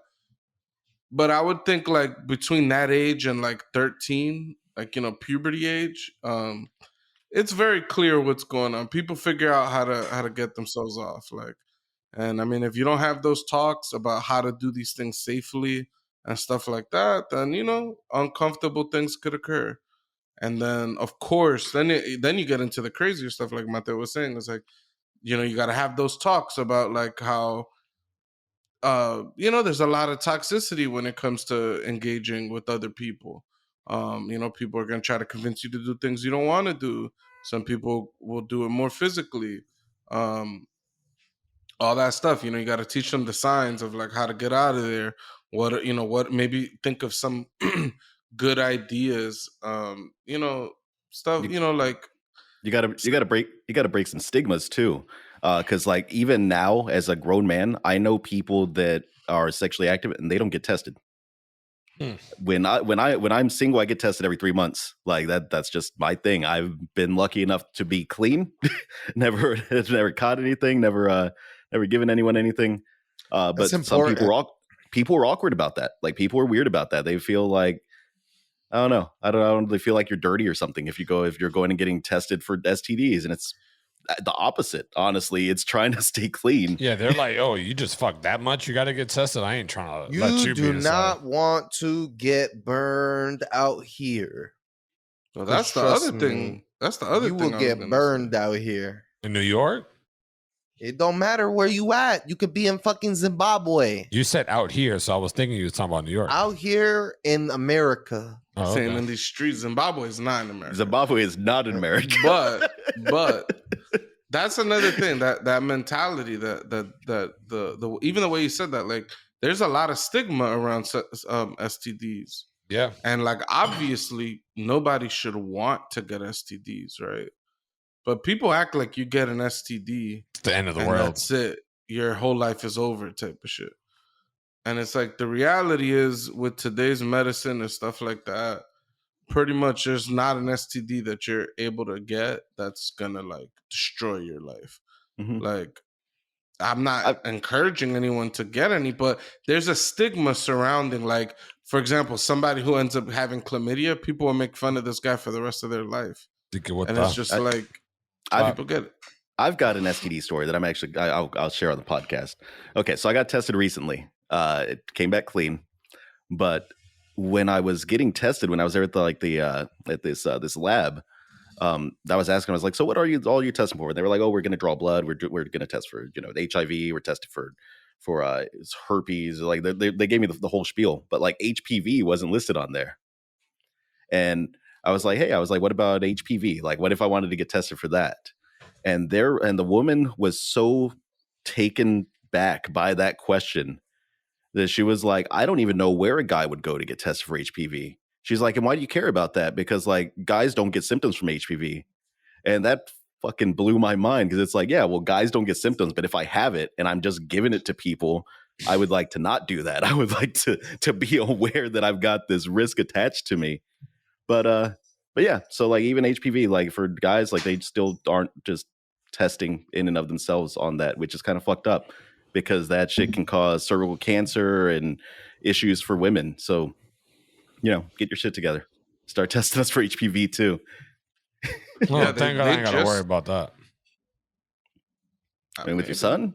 Well, maybe, right? Like, well, for my son. I'm talking about for me and my wife. Maybe, like, thinking maybe from Pucho's thing, but yeah. No, I'm just saying you were sexually active at some point. Like you might have HPV. That is true. We could all have HPV right now. Just not even. You shake your head. No, you're fucking. You're like fucking reinforcing like what I'm saying is that we have this view about STDs. Like, oh, I can never get it. I've gotten tested, so I know I don't. Yeah, have it. he just said that they don't test for HPV, dude. Like, but I've gotten tested. I've gotten like extra blood work done that test shows up on, and I know I don't have it. Yeah. There's an extra screening you get for HPV is basically what it comes down to, but you have to like specifically request it. It's Yep. You got tested. Whether Tony's got it or not, I don't know. Like maybe the medicine on his home planet is way more advanced than ours. Yeah. He said we got them HPV scanners on planet Husk. So, I know not, but no. I think it's something like 60% of people have HPV. Yep. So it's an insane number. Like those odds, 3 of the 4 of us probably have it. You know what I'm saying? It'll be all 3. Yeah, sure. Since you don't have it. Yeah, and I mean, and then some just came out recently talking about HPV could cause cancer in even men now. Damn. And they came out with like, there was a big push. I remember when I first started college, there were a big push for students getting like more vaccines and stuff like that. So like I got like a meningitis vaccine and some other vaccines, and Lisi got an HPV vaccine. And then in that time, I was like, oh, why wouldn't I get that? Like, and similar kind of conversation that Mateo just said. And now more recently, they're having like HPV vaccines for men too. So yep. yeah, I don't know. It's interesting stuff. It's the HPV is like in the same family of herpes. So it's like the same shit. Like if you ever had a cold sore, then you have some herpes STD, believe it or Yep. not. Like, Yeah. I don't know. Damn, Tony with that, or not Tony, Doughy with that lighting. That lighting looks good right now, dude. That golden hour light you got coming in, some good stuff. It doesn't make you an angel or any saint in any type of way, though. So It definitely looks good. Looks like a video game lighting. Oh, wow. It's really nice. It's really good weather out here right now. you should go ride your bike. Nah, but Maybe I I mean, will. the most important part of those conversations, though, honestly, is just having that rapport built up with your children already and being able to talk about shit like that with them, right? Yeah, no, That's for sure. got to be the tough part. It's weird, man. My parents were pretty good about talking to me about a lot of things, but I don't know that we have ever had like that level of closeness. Nope. I know I didn't have any of those conversations with my dad and my mom, like at all. Like, so it's just, I learned from sex ed in school a little bit, I guess. It was mostly a joking thing, but friends or people you hang out with, they'll talk about it, but you just kind of just go with the flow, I guess, and just wear condoms and know, like, if she says yes, or no, like, know the difference and shit. That's the last thing you want to do, get caught up in some fucking rape shit because the female didn't want at the last minute, or I don't know how that shit goes. I've never been a part of that, so I don't know how it goes. But I mean, the way consent works is you can pull consent at any time, even if there's already been penetration, even if you're mid-sex. Yeah, that's crazy. That's like imagine we having sex, right? Not you, me, Mateo, but you and a female, right? We're having sex. We're having sex, and right before we both climax, you just said, "No, I don't want to do this no more." You get frightened. Okay, we stop. Whatever. Mm-hmm. Weeks go by, and now you over here claiming rape. Like, what the fuck? Like, we stopped. Like, we already had. Like, they can. Like, people can do that. So it's just like, what's a cutoff here? Like, who are they going to believe? I mean, I've been in that situation where I've had sex with someone and they pulled consent halfway through because of whatever reason, and I've stopped. And it's because that's what you do. Like, no, yeah, someone pulls consent, you stop. Like that's the way these things work. But that's what I'm saying. Like, what's stopping her or him from going and say, "Yo, he or she raped me"? After you already pulled consent, you stopped and you walked away. Like, I think that the cases of that are pretty rare because most sexual assault goes unreported. In general, that would be my take on it. I think that it does happen that people lie about being raped because there's been documented cases of that, but I think it's pretty rare. I think it's not. Because it's an invasive thing when you accuse someone of rape, like as a woman, like there's invasive tests they do, and like there's a spotlight, but like, there's a whole lot that goes along with all it. In their vagina. They check it all. There's like a test they can check. Like it's like some type of like stretching or like some type of ripping or inside the vagina. If it's not, some crazy shit.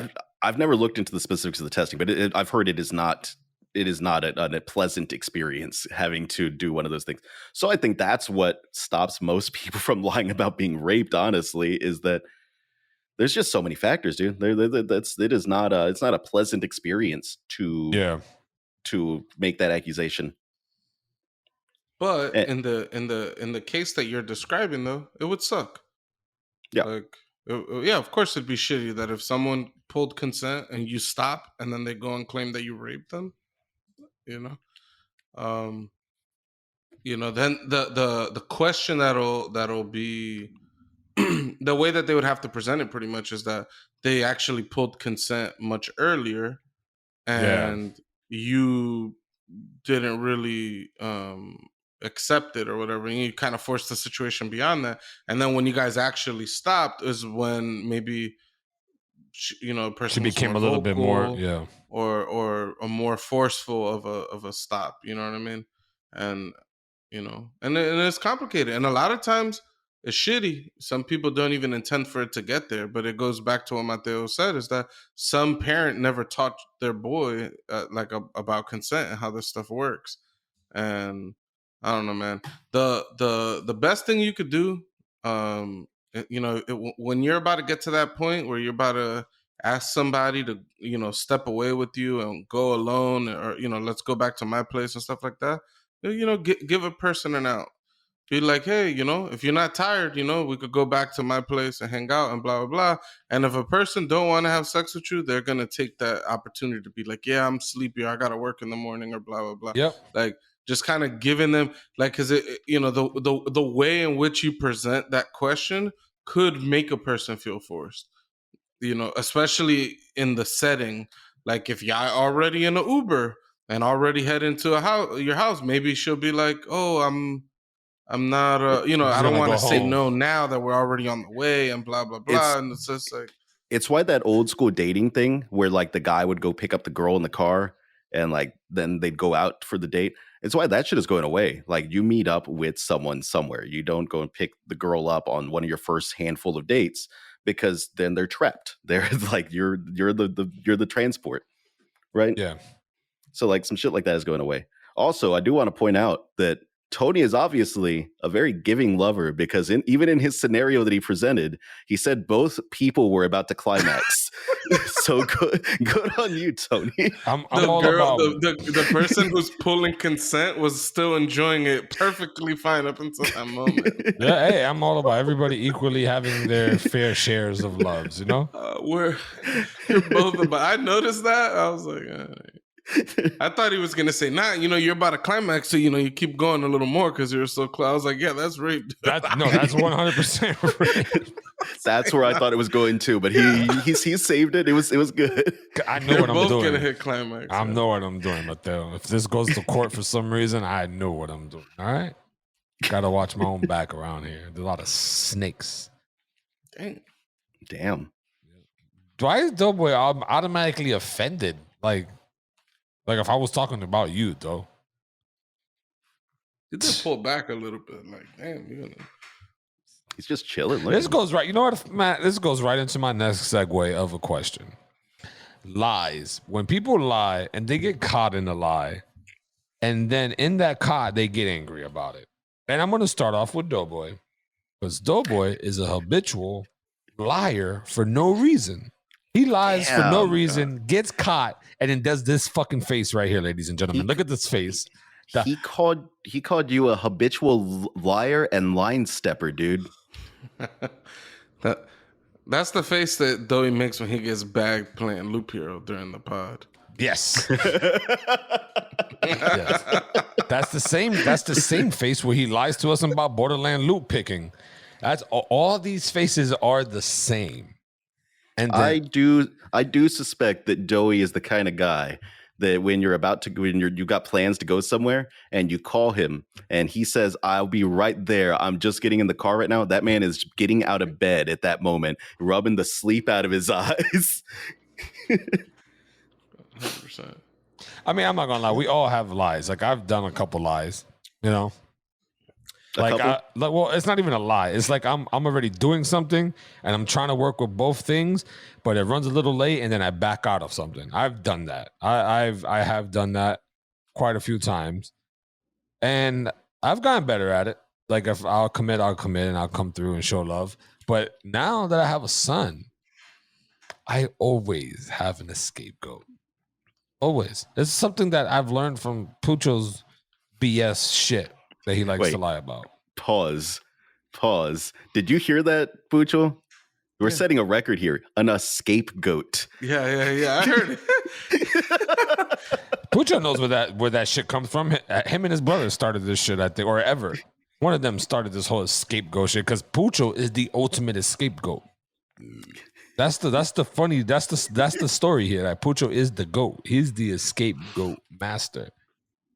But to go back on how I got this name. You know why. Doughboy likes to lie. I'm actually quite curious. Do you want to tell me why? Every time we have you, like if ever you have a debate, or Brian or you, or me and you, or whoever it is you're having a debate with, you find this way to escape from you answering a question and then reversing the question onto somebody else in the most dramatic way. Like, oh, so X, Y, and Z to the highest 10th power of fucking reasoning to agree with you, knowing that shit is ridiculous. Is like you do this thing where you make someone agree with the question or the statement you're giving them because it's so outlandish. It's so Like it's so one-sided that of course they're gonna agree with that, and then boom, you're like, okay, that's my point right there, and that's your escape, and you avoid all questions. Doughboy, you've witnessed this shit. It's have happened to you. Am I lying? Pucho knows how to argue. I will say that. Slither I can't his say way, that slither his way out of a fucking convo. Pucho's a good argumentative. If you want to have a good argument, a debate of the minds, have a debate with Pucho about something. He could be I'll wrong. talk learn. about anything. I'll talk about anything. He could be 100% wrong and No. still stick with his. No. My brother, Hey, you're that bugging. at your house when you got drunk, right? We were all drunk, midday drunk. Me and Everett What were we? in your house in Orlando, the apartment We were before you drunk? moved. We were drunk, gone, drunk. We were like, yo, let's go get something to eat. Da, da, da, da. You was like, I bet, bitch. Da, da, da, da. I was like, yo, we're gonna, because you still had to put your shoes on. We're like, yo, me and Everett gonna go in the car and wait for you. Come down because you had to go talk to Talisi or some shit. And I think it's because we were kind of drunk and we were doing stupid decisions to go get food and drive and whatever. You wanted to go talk to Talisi.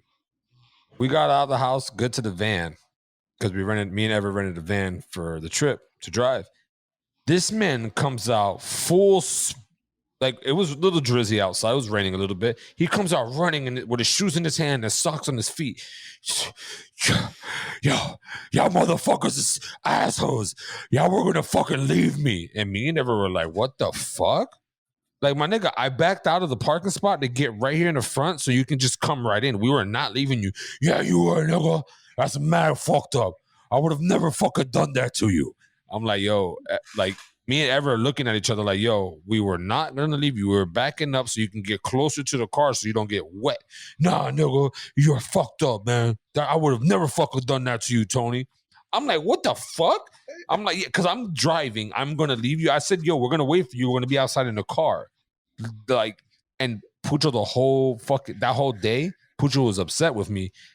And maybe I'd ever too, but mostly at me because I was driving, because I was going to fucking leave him. That he had to run out of his house with his socks all wet and his shoes were in his hands. I'm like, yo, my nigga, you was going to go talk to Lisi. We said, we'll wait outside in the car because you were going to have a conversation and she wasn't happy that we were drinking and then we're going to go drive to get food. So we left you to talk.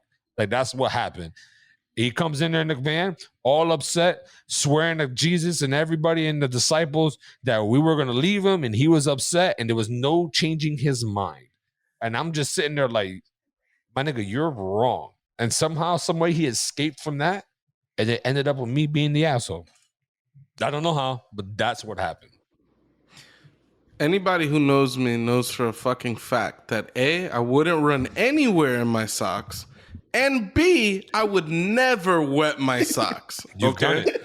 This is fallacious. It's a lie. It's on topic. This is Tony fucking lying. Do you want me to call? We should get to the bottom of it. Why is Tony lying? You want me to call ever? Tony Yo, above everything, you know what I find it very hard for just people, men, women, accountability. Just having, I'm terrible at it. I've realized with this podcast and the organization of like a labor, I need to be held accountable. Oh, sorry. Go ahead. Go ahead. I have realized that a lot of people don't like to take account for their mistakes or their fuck ups. A lot of people like to clean the slate. Oh no, I didn't have anything. I couldn't have done anything differently to make this situation better. Like, accountability. I want to say I have 100% accountability for anything I do wrong. Sure. I do. I was gonna say, in that story that Tony just told us, Pucho running with socks through and getting them wet seemed like it was a detail that stuck out as something that Pucho would not do. This man that's what he says out of his own mouth. The nigga was like, yo, my socks are all wet, nigga. You got me running through that fucking rain because you was gonna leave me. I'm like, no one was leaving you, Pucho. And he was, I'm talking about hell bent on saying that I was gonna leave him. I like Doughy's pivot better. Yeah, 'Cause it was more on topic. Look at the scapegoat. No, absolutely not. I remember this day. You said I was mad at you for the whole day. This was at like 1:00 in the morning. We were going to Crystal's to get the worst fucking burgers on There planet was Earth. still sunlight out. Oh no, there wasn't, Tony. Like I remember this because I remember I was upset about it. I did say you guys were gonna leave me because you guys have left me before, but you're mixing all types of shit, all types of details and situations and all types of things. It's okay. Not on topic at all for this conversation. Like I said, where Doughy was going, accountability, right? Because Tony does not want to take any accountability in my feelings, right? When people don't want to take accountability, though, right? This is the pivot right here. People like to lie. People will lie, like how Doughy was saying about how they couldn't do anything different, or they'll just make up reasons why the bad choice they made, or maybe I shouldn't say the bad choice, but the choice they made that maybe got someone else upset or something, why it was the right choice at the time because of XYZ reasons. I don't know. I find it interesting. I'd like to think in general when I do something that's fucked up that I just straight up apologize. I just be like, yo, my bad. You do that after the fact. After I fucked up, yeah, that's usually like the next day. Like if you did it today, then Monday you'd be like, yo, you'll pull that person aside and be like, yo, I thought about it. I fucked up, my nigga, my bad. And then we'll move on. That's more calculated. No, because that's what Pucho does. He sits back and he thinks about everything that is said. Like he replays it in his head. And and I think most of people do that. They sit back and replay things in their head. Because I've done it too. At first I'll be arguing. Like Pucho knows, all y'all know me. Hands down, I'll be the first one to argue with you to the death on shit that I know I'm probably wrong on. But I'm just gonna argue just to argue. That was like the old me. I'm not really like that no more. But fuck you, Mateo, with that face. And all I'm saying is like Pucho has done that where he sat there and thought about it. And after he's calmed down and collective, he'll come and be like, yo, this, and this. I was wrong about this. My bad. And it is, mutual. And it's. I would say it would be done, but then there are times where someone would lie, and no one would bring it up. They'll just let it slide. They'll let it slide and not say nothing. And then when another argument pops up, they'll bring that shit back up, and then the accountability is out the window at that point. Because now the conversation has been so far gone, like niggas are gonna be like, I don't even know what this conversation about. Fuck this conversation and fuck how you feel. And then boom. I had a communications class that talked about that exact thing. The dude called it ammo bagging or something like that, which basically you just you keep track of all the old arguments in your head, so that when you have like this bag of ammunition that you can toss out it into all the future arguments. I had a friend do that to me recently. It sucked. I don't fucking do that. What yes, you fucking do? Yes, you do. 1000%. You are the saltiest bitch in this party chat. You will hold something for months and then wait for you to flip it on a motherfucker and be like, well, here's this fucking arsenal. Bow. Not in the way that Mateo's saying.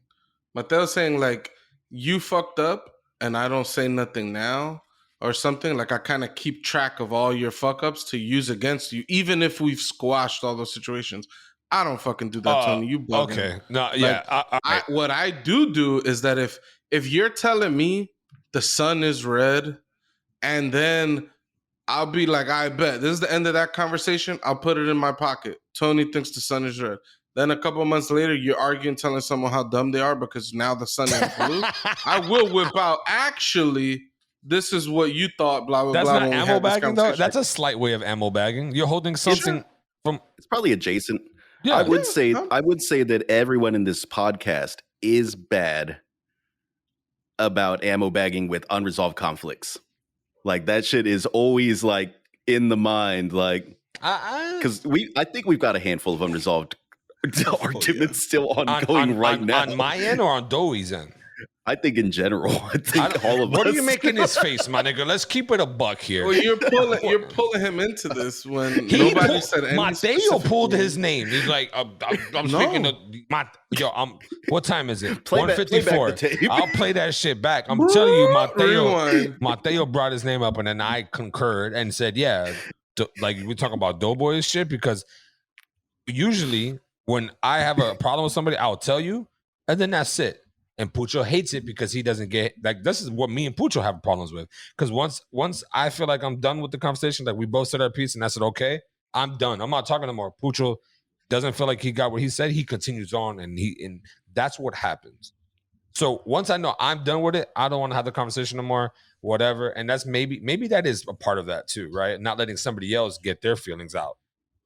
That I could probably be I can probably be a fucking habitual person at that. But for the most part, unresolved on my end, I'm always resolved. So this topic is no longer about lying. This is about the toxicity of friendships and shit. But this is what Tony does, right? You guys, Tony would do something that I think is fucked up, right? I'll tell Tony, yo, that was fucked up because of XYZ reasons. Tony will start arguing to the death how it wasn't fucked up. Oh, at Tony. all. No, you do this shit right now. You bugging. He'll start arguing about how it's not, how he didn't do nothing wrong or this or that, blah, blah, blah. Which I don't know if you've heard this, but Tony's a father now, so he's a changed man. Look at the range, man. I love that line. Go ahead. Change, man. Yeah. And before you could even get to the point where y'all agreeing or we squashed it or anything, right? Tony just says he didn't do nothing wrong. Then you start saying blah, blah, blah. And then he's just going, all right, man, I'm done. Whatever, man. You're fine. All right, man, my bad. All right, that's it. Whatever. What do you want me to say? That's it. I'm done with the conversation. And it's like, all right, this is an unresolved conversation. Like, we haven't finished having this conversation. And that's where Tony will be like, yeah, you know, Pucho always wants to bring shit up, blah, blah, blah. It's like, we haven't even finished talking. Tony will do some shit 2 minutes ago. And if I don't argue with him in that exact moment where he said it, if 2 minutes later I'm like, yo, that shit is fucked up that you did blah, blah, blah. Yo, why you bringing up old shit? It was 5 minutes ago. I have done that. It's 5 minutes ago. I have done that to you. 100%. It's like, damn, I guess I gotta pick the fight quick. I can't even think about it. I can't even try to sort my feelings out. Like, nah, I gotta know it immediate. More recently in Overwatch, that last time we played Overwatch, remember that?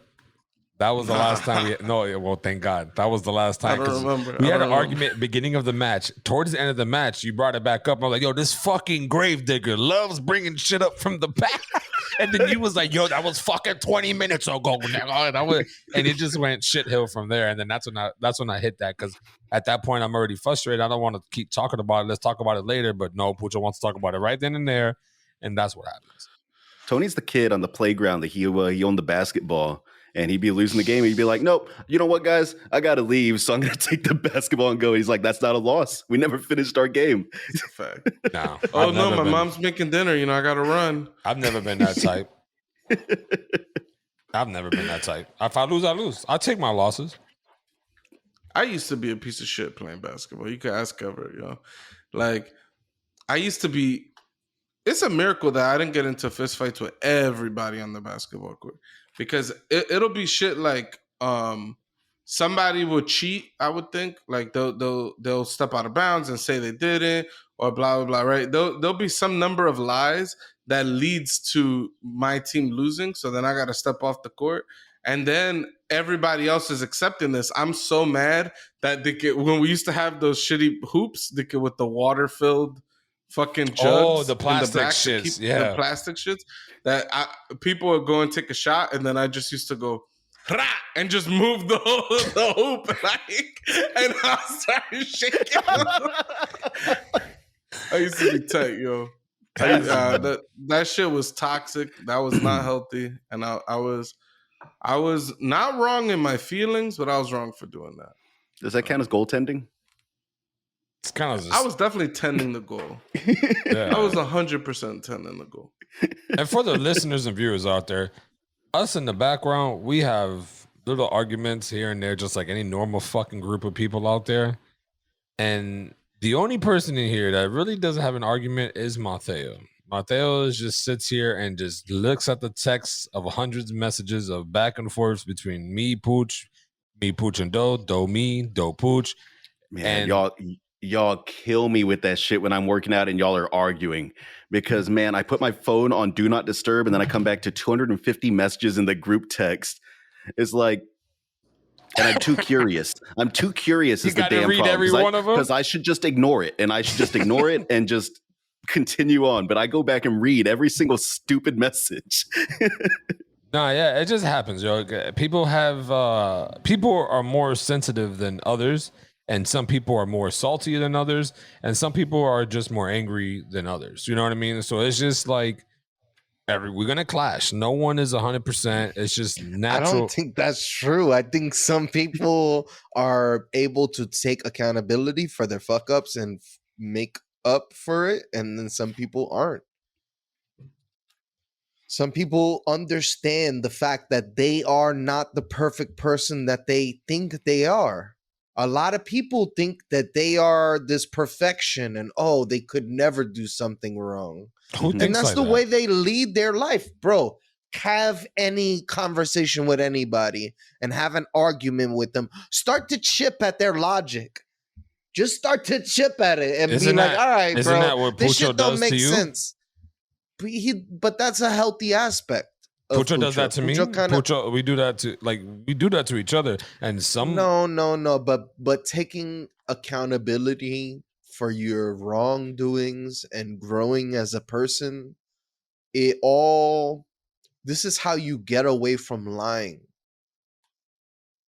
You have to grow and be a better person. You can't. It stops you from lying about things Do you think and lying like is being beneficial? accountable. Do you think lying to somebody is a good thing at times for like a certain situation? Only to get out of dangerous situations. Yeah, I think beyond that, the only other times that I think is okay to lie. I mean, just off the top of my head, there's probably other cases, but it's just like little lies that aren't gonna harm anybody, but maybe make someone feel better. You know, White lies, like a white lie. like the white I lie. work- Go ahead. I worked a customer facing job for the longest time, like frontline support at this tech company here. And I lied all the time at that job because you had to. When you're talking with the customer, like they don't want to hear something like, oh, the hard drive got delayed because our shippings person just forgot to put in the fucking order yesterday. You're like, oh, we had a system error. There was a shipping delay. Like, you lie. In my personal life, I try not to lie. I lie for comedic purposes when it's very obvious that it's a lie, like the trolling, as Tony calls it. But I lie for comedic purposes. I try not to lie. Otherwise, there's no point. It's too hard to keep up with a bunch of lies. Like, there's only been maybe 1 or 2 times Pucho lied to me, and it's a white lie. It was a good lie. Like, there was a weekend I was planning to go up, like a birthday weekend of mine, to go up to his house and drink and chill. Wifey couldn't come for work or purposes or whatever, but I told Pucho this is the date, whatever. He hits me with a call back saying, yo, I got to do a work thing. I can't. And I'm like, all right, what about next weekend? Yeah, let's do next weekend. I bet. Then that weekend comes and Emily's like, hey, here's your birthday present. I'm like, oh, what is it? Heat game tickets. And I think it was Celtics Heat, if I'm not mistaken. And I was like, oh, this is fucking lit. I never been to a basketball game. I was like, damn, this is perfect because I was supposed to be in Orlando. I was like, oh. And then I started thinking, and I'm like, wait a minute. I called Pucho. I was like, you lying piece of shit. You lied to me, my nigga? I thought we were brothers. He was like, yo, what can I do? Your wife asked me for a favor. And it's a birthday present. What am I supposed to do? I'm like, you never lie. I held it too. I was like, you never lie, right? But you lied to me. But that's a good friend. That's not even a Damn. lie. No, that is a lie. At that point anymore, it's not a lie. It is a lie. Is a surprise birthday party a lie? Like, it's like, Yo, If all you right, ask let me Everett, tell you one he'll thing. tell you that's a lie. If you ask Yo. Everett, my lie was a little bit more explicit in that, like, I made up a story so that Tony won't. So, like, basically, I don't hang out with him because I knew that his wife got him tickets to go see a game. You know what I'm saying? Tony held me to this. Like it's official. This is the first time Pucho's a liar now, and I'm like, Jesus, I don't think this is the one. Like he held me. Like, that's it. I don't ever want to hear that you don't lie, because this is proof. This is a story. You definitely told a lie. I'm like, all right, I'm not. You were guess I'm supposed not to George tell Washington. me. Yeah. Yeah. Yeah, nah, facts. What were you gonna say, Doughy? You're gonna tell a story. Yeah. What was your story? As a wee little Jehovah Witness child, Oh boy. I wanted to have birthday parties so bad on the low. That and Halloween, because I was a fat kid and I wanted candy all the time. So I was like, these two holidays were just like, ugh. And then as a Jehovah Witness, I could not Celebrate them. All right. So I always have this thing about me having a birthday and me being in the middle of a dance circle and everybody saying, "Go David, go David." And I'm dancing, "Go David." And I'm bringing it around, David.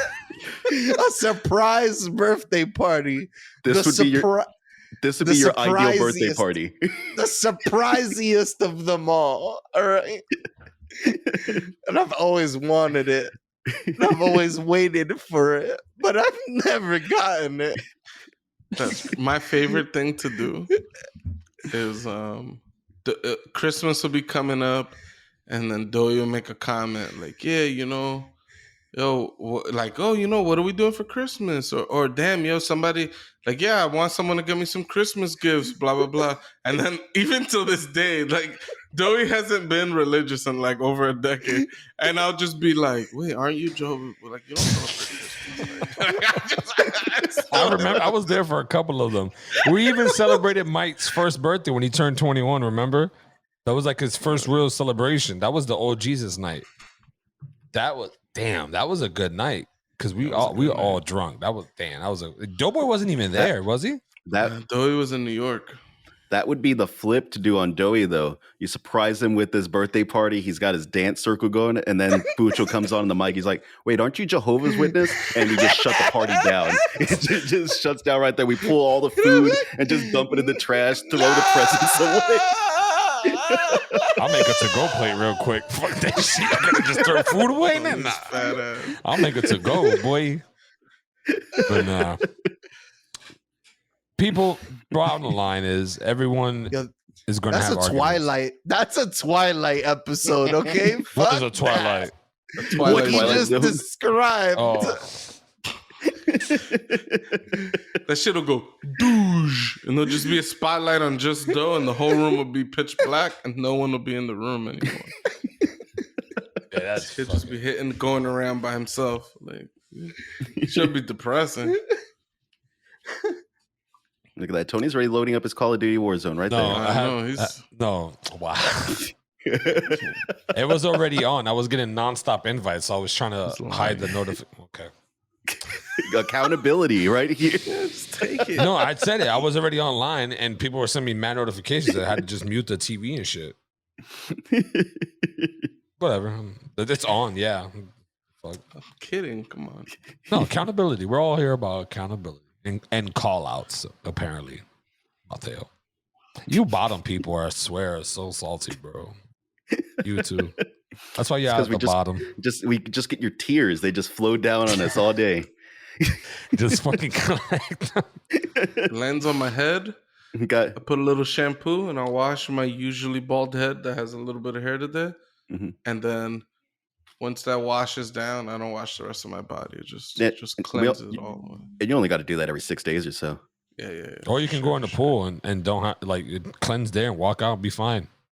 That's fair. You could combine fun with showering. Like, you just have a good time, and then when you're done, you're clean. And if you're Doughboy, you just use the bathroom too at the same time.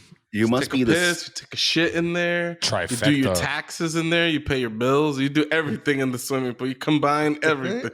You would be the stinkiest person in the world if you subscribe to that showering once a week thing, and you also believed in pool showers. You just go swim once a week, and you'd be like, "Now I'm good, done forever." That's disgusting. Boom bajo. Well, I think that's what we have for it today. I think, right? Like, there's no. I fucked that up too. Yeah, I think that's it for the pod today. Unless you guys have got anything else. He's just fucking trying to replay it. Like, maybe Pucha edit this out. Nah, let that shit ride. Let that shit ride. This is about as natural as a pod can get, man. This is what I always wanted a pod. Just straight natural, no hiding, no editing bullshit. Like, I hope the viewers and listeners love all of my fuck ups and all of the beautiful shit that comes with this pod. Like, we don't hide who we are. We don't hide our arguments. We do have arguments what it used to be like almost every day about stupid fucking shit. But for the most part, we love putting out great content for everybody. And we hope you guys, if you're not subscribed, please subscribe. Please show that like button so we can continue doing this. Follow us on Twitter, IG, Facebook, YouTube. We're also on TikTok. I don't know if the viewers know, but we are on TikTok. Don't set that shit up. Shit's a banger. Going to get The more. One Up Podcast. Yeah. Check it out. We're going to upload more and more every damn week, every month. And, we hope you guys enjoy this episode of the One Up Podcast. And you guys have a great and safe weekend, man. Stay blessed. That peace sign with the light coming in. Look at With how the light, angelic look. he looks. This man's flowing. Crazy. Oh, you He's just got the ruined it with that glare. open mouth shit. This is the perfect time for us to end the episode today, though, because that sun was about to get real annoying in Doughy's I camera. know that happened very quick. This looks so. Look at this circle. We need to Shit. clip this just for the gifs because this is. He looks majestic almost. Mm-hmm. What was this? He's playing the guitar. I think guitar, maybe a harp or something.